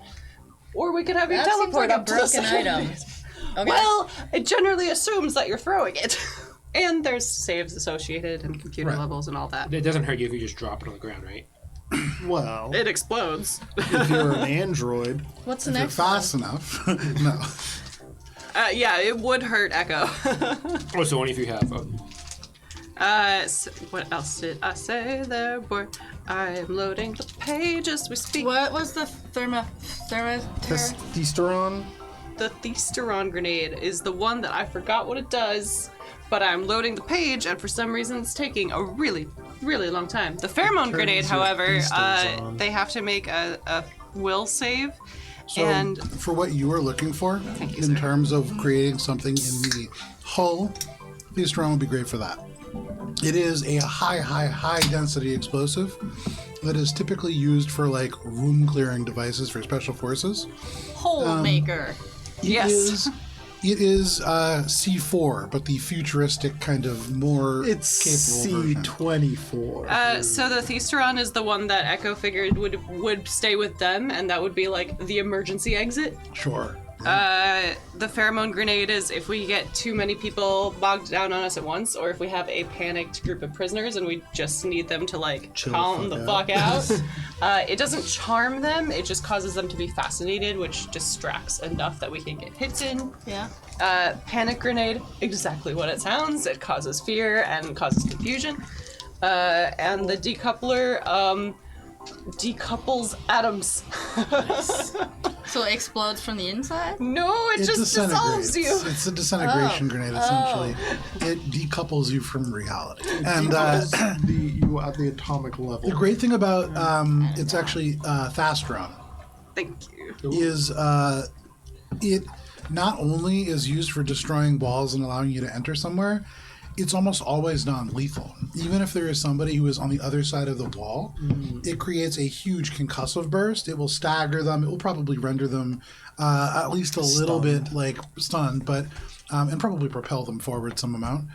But it won't hurt them. And so for rescuing a prisoner, that would really be ideal. Good call, Kara. And it's occurring to you, I would say, Spice, that the GPF will occasionally use this to rescue, like, hostages. The GPF rescues people? Okay. I mean, I believe it. Like, really high-ranking military officials. Themselves. Yeah. Royalty from the Imperium. Sitsu. Some high-rating members of, like a military governor would warrant that. Gotcha. If you didn't get booked. If we didn't murder him. So you print those out. Are you all boarding your ship and making ready for the Did trip? we get the boots? Mag boots, yes. I Yes. believe they're level Nice, good 5 call, mag boots, good but you can each have a pair of those. Can I If- upgrade them in downtime? I don't think so because you can't. It's like More magnetic. Yeah, I don't know if there's you a can level. make them look nice. Like, is there a level? Well, it would increase their hardness, I guess, but that's relatively And also, did we inconsequential. can we get a bunch of cable? Yeah, We yeah. have tons of Yeah, cable. and We have like- tons. Beautiful. other breaching gear. Yeah. Rations. We still have the food synthesizer. We don't need it. We don't need that. We also have a bunch of ketchup spaghetti. We have a lot of ketchup. What about Into the about Gibbs 5 gallons jar. of is there any Into the like jar. individualized like I think they're called hypopens for healing? they're not called they're called hypoderm? That sounds like a nanite medical pens. term. Nanite pens, yeah. And yeah, you absolutely can. Although there are not a tremendous amount, and Socrates is the one that is currently managing that. Give me a second. Yeah. Well, I figure if we're gonna probably split up, it might be good to give the non-around Well, Gibbs people. Ideally, not going to split up once we're in there. Yeah. So Ideally. yeah, nanite Ideally. hypopens are what you were really looking for. And these are, unlike the kind of stims, these don't heal like health, they heal conditions. Yeah. So like what are you looking for? I'll still take them because I only have the one. I only have conditions for removing bleed effects. Okay. So you can take 2 nanite hypopens white and 1 nano hyperpen gray. And you would know the whites are basically remove affliction, and the gray is specifically for removing radioactivity. And I have 2 grays. Correct. Okay. Sorry, 2 whites, 1 gray. Okay, then I'm going to give one of the whites to Shade. Okay. Level 9. Yeah. While we're at the vivarium, Spice goes up to Efi, Okay. and she's like, she holds up her newest augmentation that she bought from the mall. And she goes, "Hun, Efi, good to see you, Angel. Smells good in here. You got fresh bread today? No, I haven't made anything yet. Oh, well, You want something. What is it? I do. You are a smart gal. You see this augmentation? I want it in my skin. Do you know anyone who can do that here? Can Gibbs do it, or I can ask her. I was just wondering if you knew anybody, because you know we're girls. we are? That's true. But girls with 3 R's. You know. Make a diplomacy check. I will win this woman. Okay, nice. Okay, that's gonna be pretty fucking high. So 19 plus 19 plus 2. 41. Do you want me to schedule somebody to come in and do that for you? Yes, please. back from your mission? No, before the mission, please. Spice, we have like 2 hours and we're in the drift. Send somebody up. I'm just kidding. If you can't get it done, hon, I'll ask Gibbs. She nods. Okay, bye. Love you. Mwah. Wish us luck. Spice, I like you. Try to come back. Aw. And I she think nods. Spice, like, pretends like she runs out the door being like, I love you, and then just goes, and starts crying out the door. But you get a genuine reaction from Efi. You make your way out. Anybody else, anything to take care of before you board your ship? Does Squeak need to come with us? He doesn't need to. You could leave her. I don't want to leave my sweet boy alone, but You're I not also- leaving your sweet boy alone. There's like 3 other people at least on the station. Socrates, Peep, Efi. No, I know, but You I'm have saying, like, Cindy. You could just stick him in the on gel. the ship, I'm saying, but then I also don't want to be without my baby boy. Yeah, well, your Why baby boy would might you- get destroyed by Vesk. No, the director's gonna live forever. Are- Obviously. Are we gonna use the shuttle or the director to approach? We never actually. Shuttle. The shuttle? Okay. That makes sense. So why wouldn't you leave your dog on the fucking with our boy director? That's an option. Staying Okay. Staying where? on the ship. Which Bringing one? Squeak with you. The director? Not the station, on the ship. Staying with you guys. Remember the crew? Member of the crew, Squeak is gone. So you all board the ship. Anybody else, Okay. anything to do before you board? Okay. You make your way aboard, noon comes, and all of you launch out and away from the vivarium proper. For the first time, you get a glimpse of the ship that Mosaic Team 1 is using. This is sleek. It is not a shuttle. It is a similar size craft to all of yours.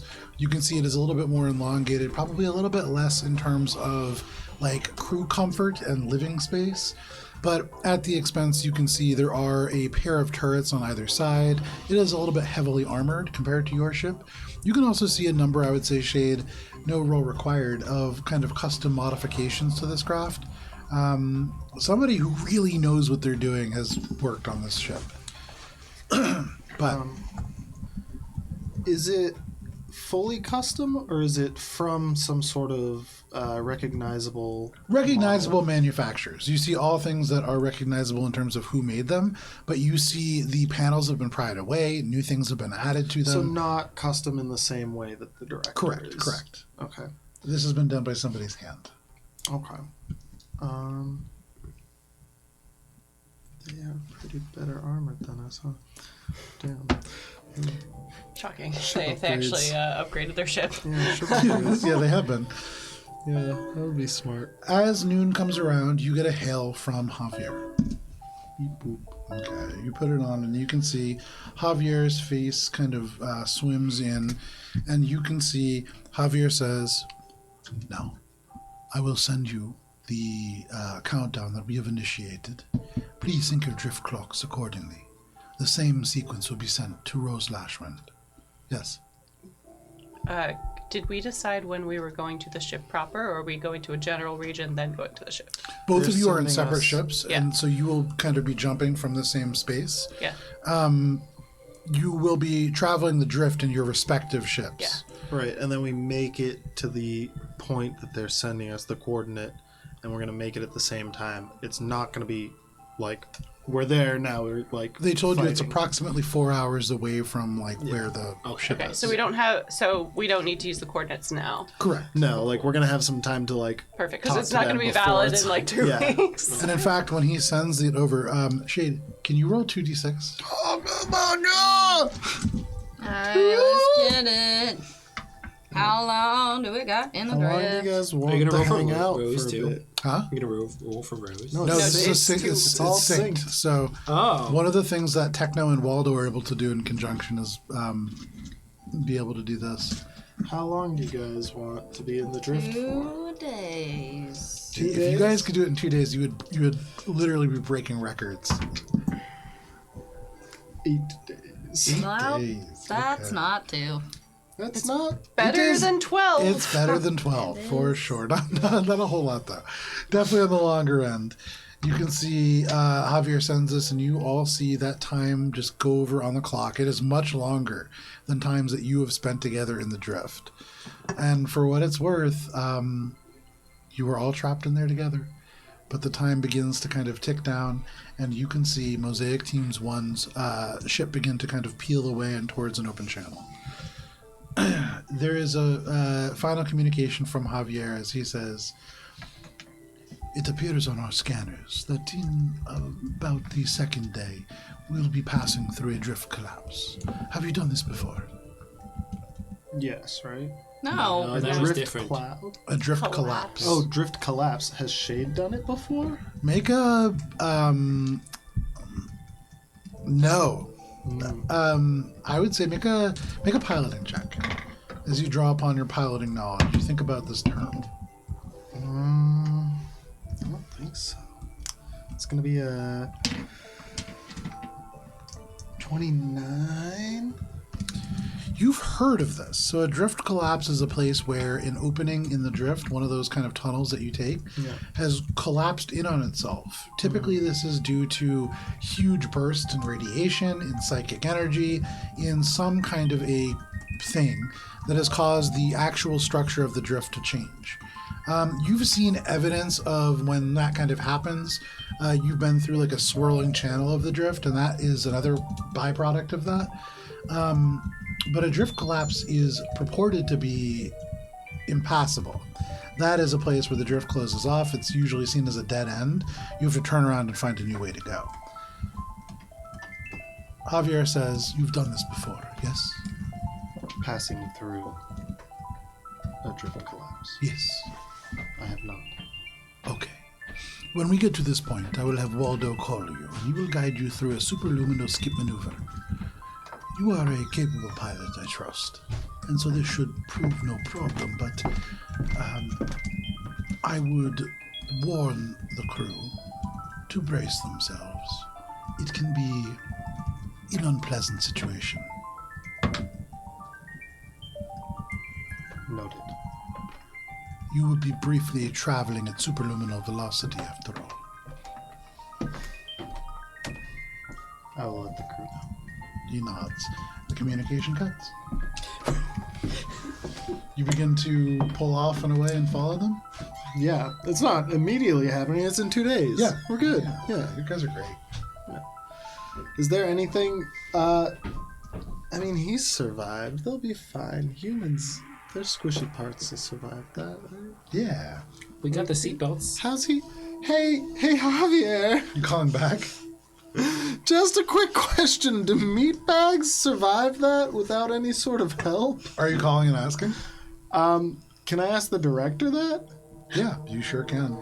The director kicks on and says, "Technically, this should be impossible. I have searched through the infosphere, and there are papers about a superliminal skip maneuver. But..." And there's like actual hesitation in the director. "This is outside my knowledge. I have never seen a Lorentzian manifold successfully created."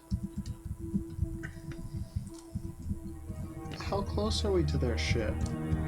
You can visualize it through your screen, so it's right in front of you. Director, are there any indications of technology that would allow for this? The director says, "I can perform a scan of the ship. However, they will be notified of the scan. Do you wish to proceed?" Proceed. Okay. You scan the ship. There is a fairly powerful reverberation through your own hull, and you feel, and the director says, "We have been scanned as well." And you can feel this kind of like deep sort of reverberation, not just sonar, but something a little bit more robust than that. Through the scan, the director says, "There is a number of technology components I am unfamiliar with. There is a fluid that is kept within a compressed vacuum chamber that may serve to create a Casimir vacuum within the drift. It would need to sublimate its fuel through the lines in a way in which it would need to avoid freezing, but it is possible. Is this something that we would be able to replicate? Yes, but it would require superhuman timing. In what way? You add yourself into this conversation, and you feel almost like the director shifts their focus a little bit, and they say, "We will be moving faster than the speed of light. This means that you will need to modulate the shields manually in a way in which the ship should not collapse from the physical stress. If you reduce it below a Planck length of 10 raised to the 32nd power, you may cause a collapse of the vessel as the pressure differential rapidly begins to dilate, tearing apart the entire crew at the molecular level. Of course. This would be unpleasant for all of you, and inconvenient for me. Modulating the shield frequency is a matter of dexterous speed, would you say? No, it is a matter of speed and precision. On the part of the software or the operator? Both. I would recommend having not just a pilot, but at least 2 people present within engineering to manually modulate the shields. Further, there may need to be somebody on standby as fires are likely. This will rapidly overheat our capacity to shield. Captain, might I nominate myself for engineering? Yes. I'll have you and Bubbles working in engineering. Gibbs will be there to help put out any fires and any medical assistance as required. I'll stay in the fart. Everybody laughs, including the director. What a weirdo. I'm gonna stir the fart. I don't even know what word you were trying to say. Excuse me? Front. Okay, now no one was thinking Oh my that. god, can it be demoted as captain now? Suddenly Nazma calls, and it's just like, "Oh, hey man, that's kind of uncool. You're ruining the vibes for the mission." And Everyone was feeling really cool, and then you just brought the level Demote down. me. we're gonna try Squeak now. He deserves it. He's the best boy. But you make your way, and the hours begin to tick down on the drift. The first day passes largely without issue. Bubs is gonna Is this like? Can everyone hear this? Yeah, Okay. Bubs is gonna spend time trying to at least going through because Bubs went through the manual. Sure. He's the only one who went through the manual. yeah. I think Echo went through the manual, but like bypassed it a little bit better. I don't know how you did. You like scanned the ship and like made love with it. I'm going to just. She read the manual. There's no. What? I mean, they're. I'm just going to just read up on it. Yeah. Okay. The director. No. Just about the specific parts about the where I'm going to be interacting with the engineering bay. Okay. Just so I can familiarize Familiarize? myself. So you can with it. fart. Yeah. Do you ask Echo for help at all? Yeah, I'll ask Echo. Okay. Echo would point out like relevant subsections and like also the parts of the ship that you need to just thwack. Yeah, it's not thwacking. There are these it's a big panel of these different levers that you move to change the polarity of the magnetized coils that are able to power up the shield. And so it will be you rapidly moving along roughly like an 8-foot wide panel and moving levers, and you at first think that there is just like a decorative pattern down the side, but almost like a ruler that is broken down into millimeters. The levels in which like the fine-tuned sort of levels are almost microscopic. Okay. So you really need to be precise. It can't just be strength. Okay. Would it be a bad idea to just make sure usually for things you don't want to use WD-40 for things that are back and For forth. sure. You Duct want to tape use for- grease. Yeah. Grease is for things you want things to move, but also stay within the actual position. Yeah, but interestingly, as you kind of like test these, They're good. they like Okay. air, and you get the sense that there's no grease, there's no lubrication. These are probably like they're magnetic actually, and they are probably working on like a magnetized field, not like magnet points, and so there is no friction. This is something that, like, when you pull, it changes the magnetism as well. And so not only are you, it's not just like a dial that you're like making more or less magnetic, you are really changing physical properties as you move these switches up and down. Then Bubs is just going to practice the motions of the lever, because sometimes when you pull on levers, you pull a little hard and you can break them. So it's good to get the motions right. Echo also provides like an overlay of like basically an assigned section so that Bubs doesn't have to rush like across the entire thing. Bubs just like is in charge of these levers. So Bubbles, you and Echo Speed. take some time over these 2 days Yeah. to really have some practice sessions. And Bubs is going to label them. And sure, and no problem, you label them, but what you really learn as you go about this is you can't visualize the field. There's nothing that really makes sense about the process here, except for the fact that when you really sink into like the zone of doing it and you're moving fast, there is a feeling of almost like combat to it. You're throwing your hands into things. You have to like think about where your legs are going to be to generate not enough power to like move the switch, but the right level of power to be able to not like go too far over.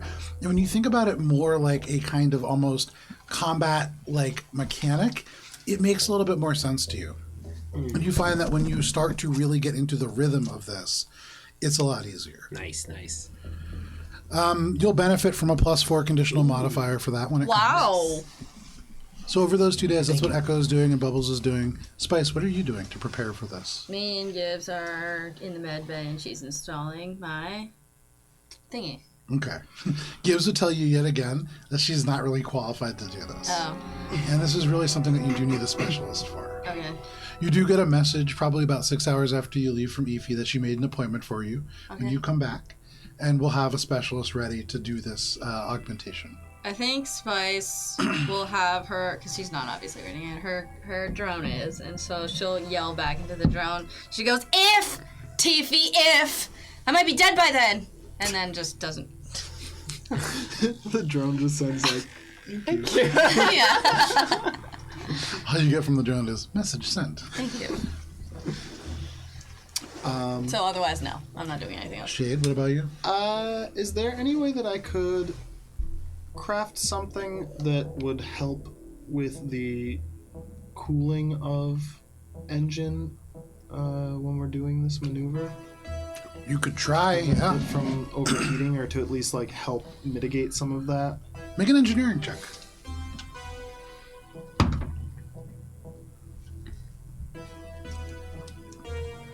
Um, 40. Okay.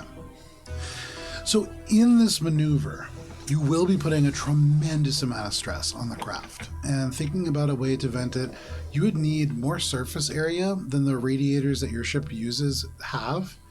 You would need a way to expand the surface area. And then you realize most of the way that your ship is cooled is through these tanks of liquid. It's not quite water, but it's very similar and it has properties that allow it to get hotter than water would without sublimating. It's like a gelatin, but at the heat that it runs, it really is more like water. And you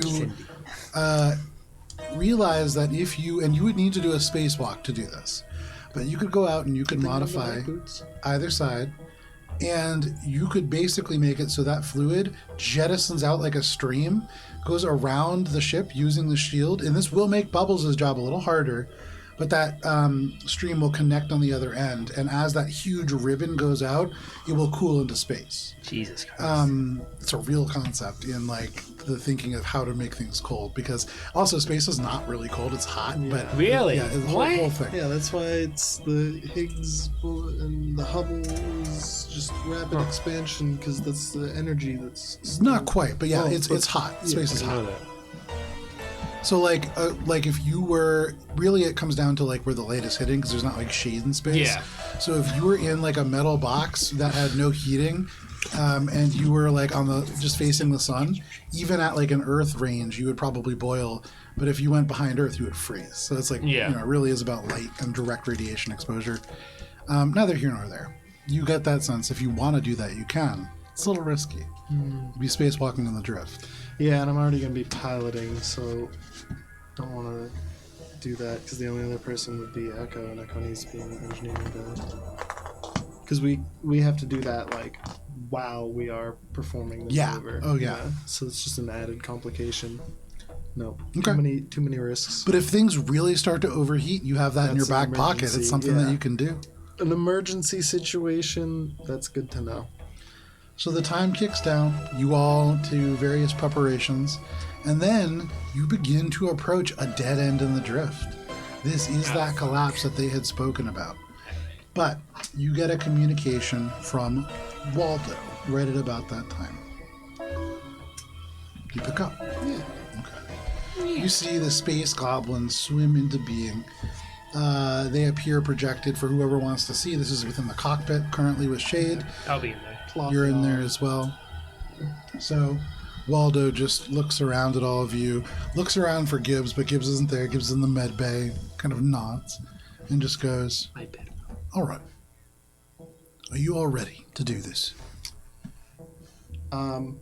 I would have also wanted to warn the rest of the crew prior to Yeah. having the conversation with them about it. Okay. So just like, hey, just so you know, we're gonna be going into subluminal space, performing a dangerous maneuver that might crush you and is gonna be uncomfortable. So Shade clues you all into this, and then Waldo calls, and Waldo goes, now, you're all going to be going into a dangerous situation. You could all be crushed, ripped to bits. So it's important that you understand that, yeah? Thanks for the encouragement. You'll be just fine. Listen to old Waldo. He'll get you through. So listen, who's going to be the pilot for this whole thing? Oh, All right. Shade. You're going to want to visualize your ship as the metric tensor. And you'll want to alter the electric current that flows through the generators of your reactor. Create a Casimir vacuum between the drift matter and your own fuel, so it doesn't combust. The resulting reaction should create a Lorenzian manifold that will allow you to slip through the collapse. Make sure to actively modulate your shields to account for the lapse function needed to maintain them through the procedure. Failure to do so may result in fatal tidal force waves being generated within the edges of your craft, which will rip you apart, you know. As you will be briefly moving at a superliminal velocity, your shields need to be kept at a precise length. And he sends you a number that pops up. And it's huge. You can see this is just like decimals for days. And he says, you may cause a collapse of your vessel as the pressure differential rapidly begins to dilate. The conclusion of this maneuver will also result in a powerful blue shift radiation spike in the front of your craft, so do not veer from your set destination lest you destabilize the tunnel further. Relatively simple. Any questions? Shade understood all of that, right? Make an engineering check. Actually, make a physical sciences We'll check. get some of it. Was really Wow, who even uses physical science? Good luck. I'm gonna use my reroll, Okay. She got and that's good because that goes up to 37. Natural 20. With a 37, you barely... What Waldo starts talking about is quantum mechanics. He is talking about, you loosely get the idea that you are going to be affecting the density of matter in such a way that you will move space around you. And so you won't be going through the collapse. You'll be putting the collapse Pushing it behind around you. us, yeah. And that's kind of where you get. For you, Echo, I am speed. I am speed. what he is talking about, so when Waldo talks about you all being the metric tensor, that is you being the center point of an incredibly complex equation. The metric tensor, if you think about it as a circle, is the calculations that form a circle in a four-dimensional space. So this is like incredibly complex just as a starting point. And Waldo mentioned it very casually. I would say, Echo, you're natural 20. You get the sense that Waldo is not just a medical doctor. Waldo probably has several degrees. This would require an understanding of quantum mechanics. This would understand a requirement of energy fields at probably a PhD or postdoc level. And it also would require probably like a degree in electrical engineering, if not like literal rocket science. So this is incredibly complex, and it's kind of exciting. Basically, you are going to pull a small sphere of dark matter and create a black hole behind you. And in doing so, you will create an impossibly dense sector of space that will create a burst of energy that you will ride along at faster than light speed. In the same way that a black hole shoots out a beam of radiation, you will become the beam of radiation and will be shot out. There's I'm getting big surfing motifs.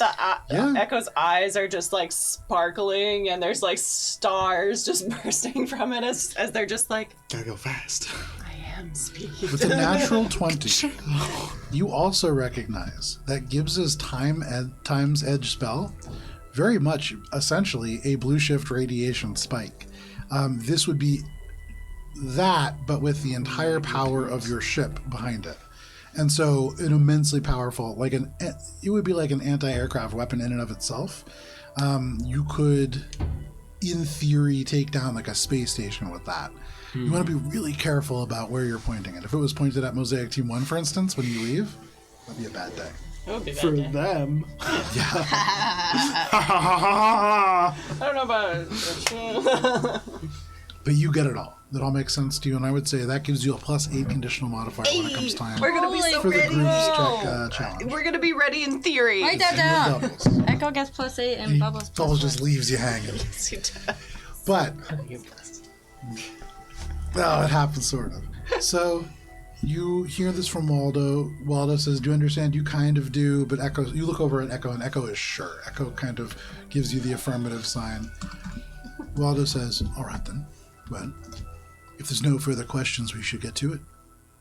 We'll see you on the other side." The communications. You see their ship just kind of turns to the right, turns to the left. The engines just shut off on their ship, and they disappear. Is that cuttlefish? What? Oh, we have cuttlefish. And now it is our turn. I'm gonna go to the engineering bay. Okay. I'm also gonna put on my mag boots just in case we lose gravity for some reason. Not a bad idea. Yeah, You put on and I'm your gonna mag suggest boots. everyone else to do that in case. Echo does not. And Echo also like gives cliff notes to Shade. Okay. With Echo's help, you still don't really understand, but you functionally can use the material to help you enough to get a little bit of an edge. Okay. This is still like you've never felt out of your depth before in like engineering and stuff like that until now. This is I mean, this is stuff that the director didn't even know, so Yeah. I feel like I'm okay here. yeah. But Speed. Echo, you and Bubbles go down to engineering. You are going to deal with the modulating shields. Shade, you're going to be flying the ship. Spice, what are you doing? Spice, Jack shit. I What? need you in the cockpit with me, Why? because I will need your help if anything goes wrong. Ew, is Bubbles there? Bubbles is in the engineering bay. Okay, I'll be there in 5. On the other side of the ship. I wonder why. You go over, you make your way to the cockpit.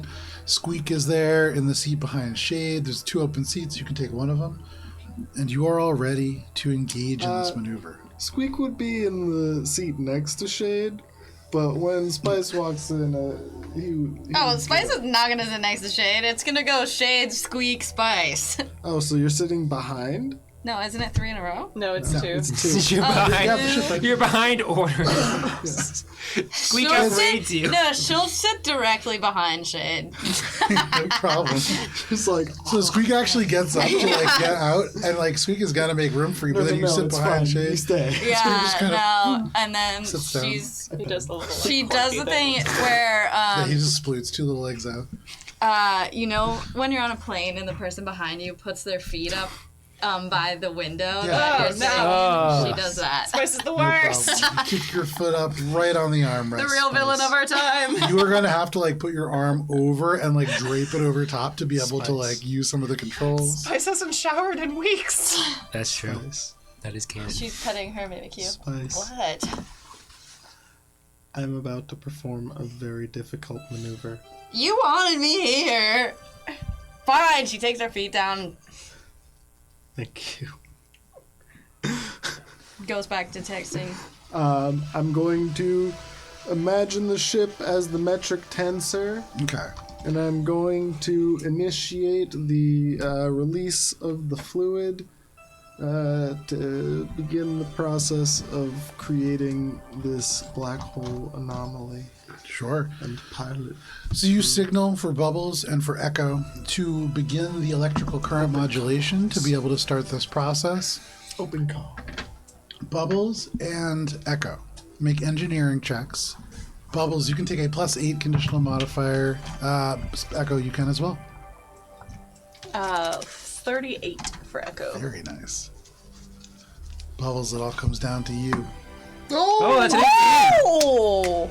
+8 conditional modification. Yeah. So +0 luck works. +8. Just kidding. What else you got on engineering? I probably have 0. Yeah, I have 0. Okay. 26. 26 though. Still for pretty good. you, all of the training pays off as Echo begins to kind of help you and definitely keep you on task. There are times where you begin to slow down a little bit, and Echo, you turn, and Echo is right there next to you, catching up. They don't say anything. They fill in the gaps where you begin to kind of falter, and that encourages you only to redouble your efforts, and you really gear in. You are able to successfully modulate both of your shields in such a way that you do not overheat them. You put them right to the edge. And Shade, you keep an eye on it, and it's hard because as Spice is behind you, those blue LEDs are right on their last kind of legs, and every now and then you think you see the warning lights of the overheating engines, but it's just like the reflection of those LEDs. They are kept at critical. They are at 102% of their capacity, but you are able to fly fine. Make a piloting check. That sounded like a good clink. It was a pretty good clink. 36. Ooh. Suddenly, you are all in the dark. There is just the palest amount of illumination from the drift clouds on all the sides. All the power has gone out. You feel no thrum beneath your hands. And then, after 5 seconds, there is the as air begins to pass through again, and slowly the lights kick back on. And you are all on the other side of this drift collapse. Nice. Wow, it really came down to one roll. That's a few. No, it Just came down to kidding. 3, and it could have Three failed rolls. worse and worse. And also some pre-rolls. Yeah. But no worries, you all make your way through. You get a little blip from the other ship, and you can see they've already made their way a little bit further beyond the kind of widening channel. And in the distance, you can actually see a couple of lights not coming from their ship. But you make your way. Wait, what? Is it another ship? It's not. As you pass and you begin to travel and you begin to make your way, the clock counts down again. You see one of these little lights pass, and for you, Spice and Shade, who are in the cockpit, you can see them clearly as they begin to kind of drift by the cockpit. One of them actually just kind of gently brushes into the kind of glass and then overhead. But these almost look like jellyfish. Aww. You can see they are kind of rippling along in the wake of Mosaic Team 1 ship. They seem to almost get drawn into these little swirling clouds. And then as you pass, they kind of just part off. And as you don't quite strike them, they seem to kind of go around the shield. They just flash across the spectrum of colors. It's almost like you can see they seem to kind of connect. And as you continue going forward, there are more and more of them until it really becomes almost like this aurora borealis of these little jelly-like creatures that drift all around you and kind of pass. So romantic. Jellies? Yeah, basically they're just like they're called astral jellies, but they're They're drellies. they kind of move in swarms through the drift, and it's unclear what they eat or what they do. They have not been seen to be negative. They seem to be kind of warded off by shields. Just like most jellyfish. They can just float around. Relatively harmless. You just see them. Just don't touch But them. in the cockpit, it is just like this swirl of lights. And for you and Spice and anybody who wants to join, it is like a very nice experience for the next day. Shade's gonna light up a cigarette and just kind of watch it. So we've got 6 days now? You have about 5 days and 23 hours when you begin to notice these jellyfish start to kind of abate a little bit. I know what I'm doing for a bunch of days. What are you doing? Practicing my guitar. Okay. So while all this is happening, after this big event, while the lights are going by, you start practicing the guitar. You're in the armory doing this? No, I'm in the cockpit now. Oh, okay, great. Practicing, feet's back up on the window, practicing the guitar, and singing. Okay. She's Drift Punk is a one-man band now. Wow, taking the name. You practice your guitar in the cockpit loudly. And Shade, for you, it's a little distracting. Squeak kind of like murmurs, and you can see Squeak pacing a little bit, and then eventually they just leave. Like, yeah, open the door for Squeak. Yeah, Squeak just right out and into the cockpit. They make their way into the cargo area. But Spice, you do that. Spice, That happens. could you play something different at the very least? You better make it faster. It's the one-hit wonder of Drift Punk, really. Yeah. But no problem, you practice. Is there Human. anything else that Human. people are doing before Human. the next event comes up? Echo wants to set their network on something. Okay. Oh, there is something actually important I want to do. Okay, hang But on I'll wait. One Yeah. sec, yeah. Radio station. Echo wants to set the network on finding other assemblages Okay. and any like known locations. Okay. Okay. And it's 1d4 weeks. Yes. Go ahead and roll 1d4. They're probably in best space, if anything. Oh damn. 4. 4. Ah, You Guess we'll imagine find about out a in a month. You're going to be good to go. How does that work in regular Starfinder campaigns where you're only playing like 5 sessions? In like never. Yeah, wait a Yeah. sec. well, I feel like that's kind of a waste imagine of if it effort like for most campaigns. Yeah, it that stops it when it finds it. No. No, No. that's how long So- it takes. Has That's to when they parse will through stop the it data. and Okay. find it. Yeah. wait, hold on. You can make an inquiry. But you do that. Yeah, in place of What's so important that you need to do? It involves Echo. yeah, it does not require a resolve point. No, it just happens, but it's over a time. That's the real drawback to it. Yeah, it takes 1d4 weeks for your network to get an answer to you. Yep, but they will.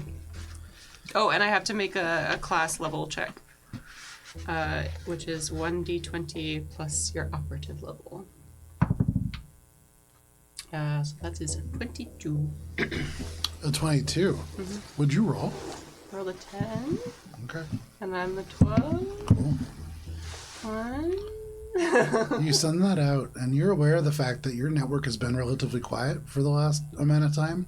You're not sure how effective that will be, but we'll see in 4 weeks. Or maybe we won't, and that would be very sad. We are most likely not, because I think it's only been a week and a half. Spice, what do you want to do? Spice is gonna go to Echo, who's writing a message to. I didn't really understand what was happening right They there. basically are just holding the echolocator, and they're just like. Oh, she goes, ah! She'll probably like bust the door open. Be like, ah, you're talking with your family, aren't you? Echo's just like holding the echolocator, and while like the eyes don't visibly shift because they kind of don't, Echo is looking at you. Wait, I have to pull up my fucking notes here because this involves something I took notes on. So that while we were with Hueltex, we uncovered those the two like fucking Echo things. Do we still have the 2 bodies in this ship? You are referring to the other Echo units. Yes. I have not found a suitable place to inter them. I'm thinking. Would it work? You tell me, because I have no idea how. Don't inch away from me. Please come back. Come back. Just trying to get a Come back here. microphone. I'm wondering, do you think we can plug in the two things that Gibbs has into our two shells What is Gibbs? that came with the echolocator? They're No, we the have- prototype ones. Those crystalline. Yeah, Oh, the yes, crystal, yes, the yes. crystalline cells. One we changed into the echolocator. Yeah, it's not bad. Yeah. Those are And then the memories. What other Spice two... is talking That's about, not a for bad what idea. it's worth, is kind of akin to like. It isn't quite as bad as lobotomization, and then like, Oh, but like, you would be It's kinda like basically taking a corpse and giving then putting, just like- the skills to a body, Kind of like and then Frankenstein. forcing it to do something with no real will of its own. oh. And while that That's- may not be bad for a robot, it would certainly be Tough for an undignified for an android. Didn't realize that was the situation. Does Spice still do all this? I mean, yeah, she's Yeah, still Spice explaining. doesn't know that. Yeah, no, I don't know that.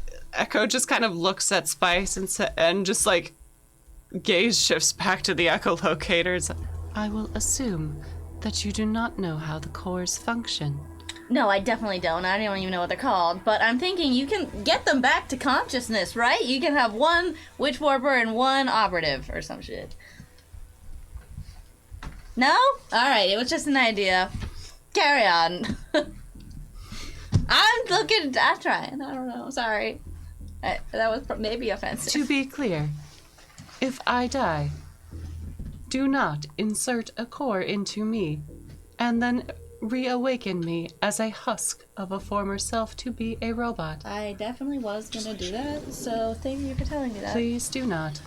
and Echo as they're talking, like they're updating their company will. Yeah. You've never, when Spice uses the Doom feature, you've never really understood why people are so afraid, but in this moment, this is a reality that is so horrifying to you. Yeah.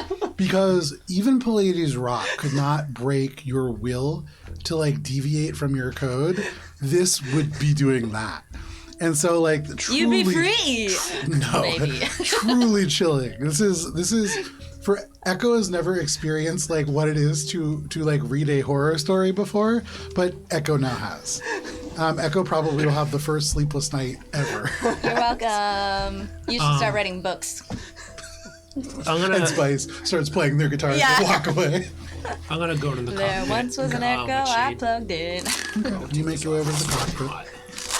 Now Shade has questions. So you make your way into the cockpit with Shade, no problem. And what are you doing? Bubs is gonna just stand there with Shade for a bit, seeing like the small like faint bits of the jellyfish that are still maybe like abating, whatever's left of that, and he'll be quiet with Bubs for a bit, and then Bubs will just be like, You did, I don't really know what that was, but that was amazing. It was a collective effort. Was there something you wanted to ask? No, I just wanted to be around someone.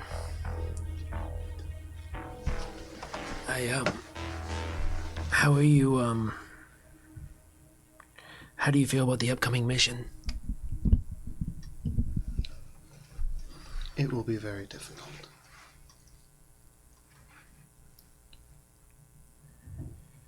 You know, everything the director said and all the stuff I said to Sydney about the other shoe dropping, I feel like I feel that with you sometimes.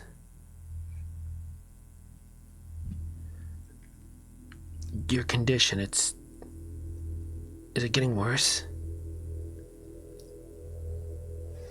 My condition is relatively stable. It is manageable. But there are certain patterns that I have been able to pick up on.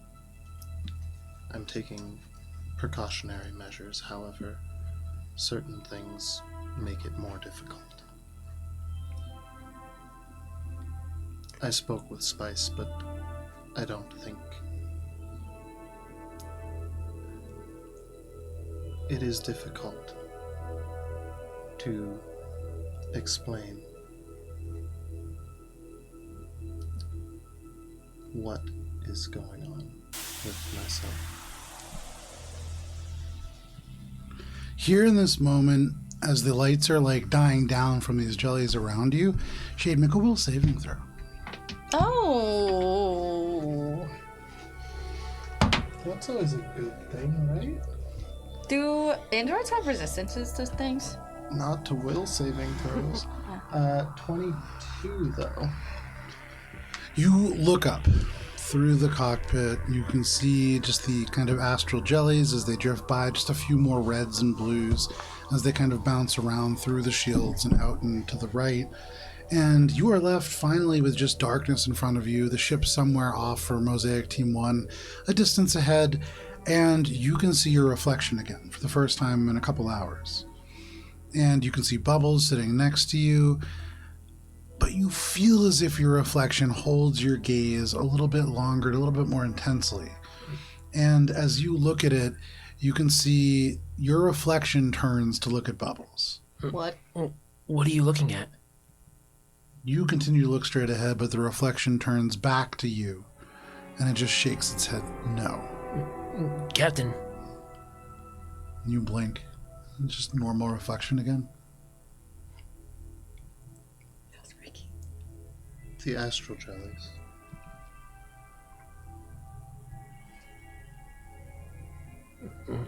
What about him? They're very beautiful. In that moment, though, you couldn't help but feel... It's almost uncomfortable to say it, but a hatred for Bubbles. And you felt this before, just bubbling down. You don't know where it comes from, but there are times where it spikes so intensely that it's hard to really hold in. And you just remembered, like, in the middle of a high-stakes flight maneuver, Spice, like, kicking their boot up, like, right next to you on the armrest. That didn't even really bother you in the same way that just Bubbles' presence can sometimes grate on you. But as soon as it starts, it's gone. You know, back on Earth they have this jellyfish. I think it's called the Man of War. It's supposedly it can restructure itself, its memories, its body, its life cycle, and right when it's about to die, it renews itself. It's born again. As a version? But I don't know. How does someone be born again? If your memories are still there, are those gone? I don't understand how, and I don't pretend to understand how the human mind works for memories. But when I stare out into space, I can't help think that when people always talk about issues with memory or any of that stuff, it's all about why they can't function anymore as a person, why they can't do their job. It's always clinical, but it's never about the people who are affected,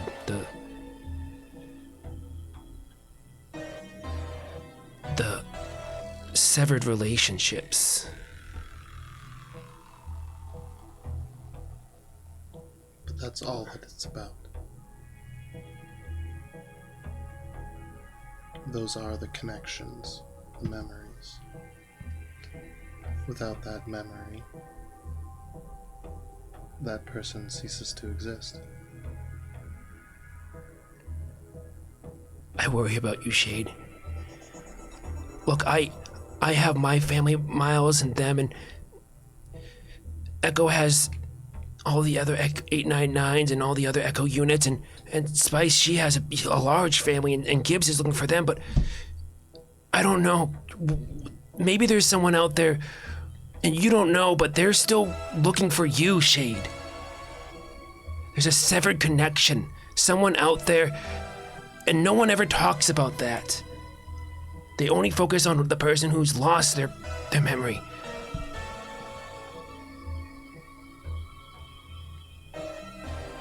What are you trying to say, Bubbles?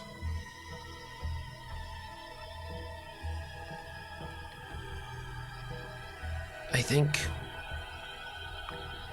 you need something to ground you.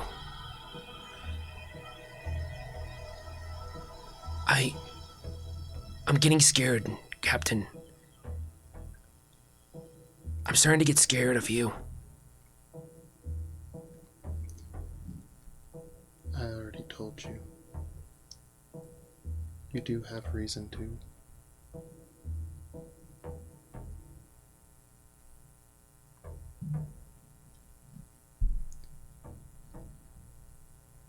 Bubs just stands up. He wasn't really expecting that answer.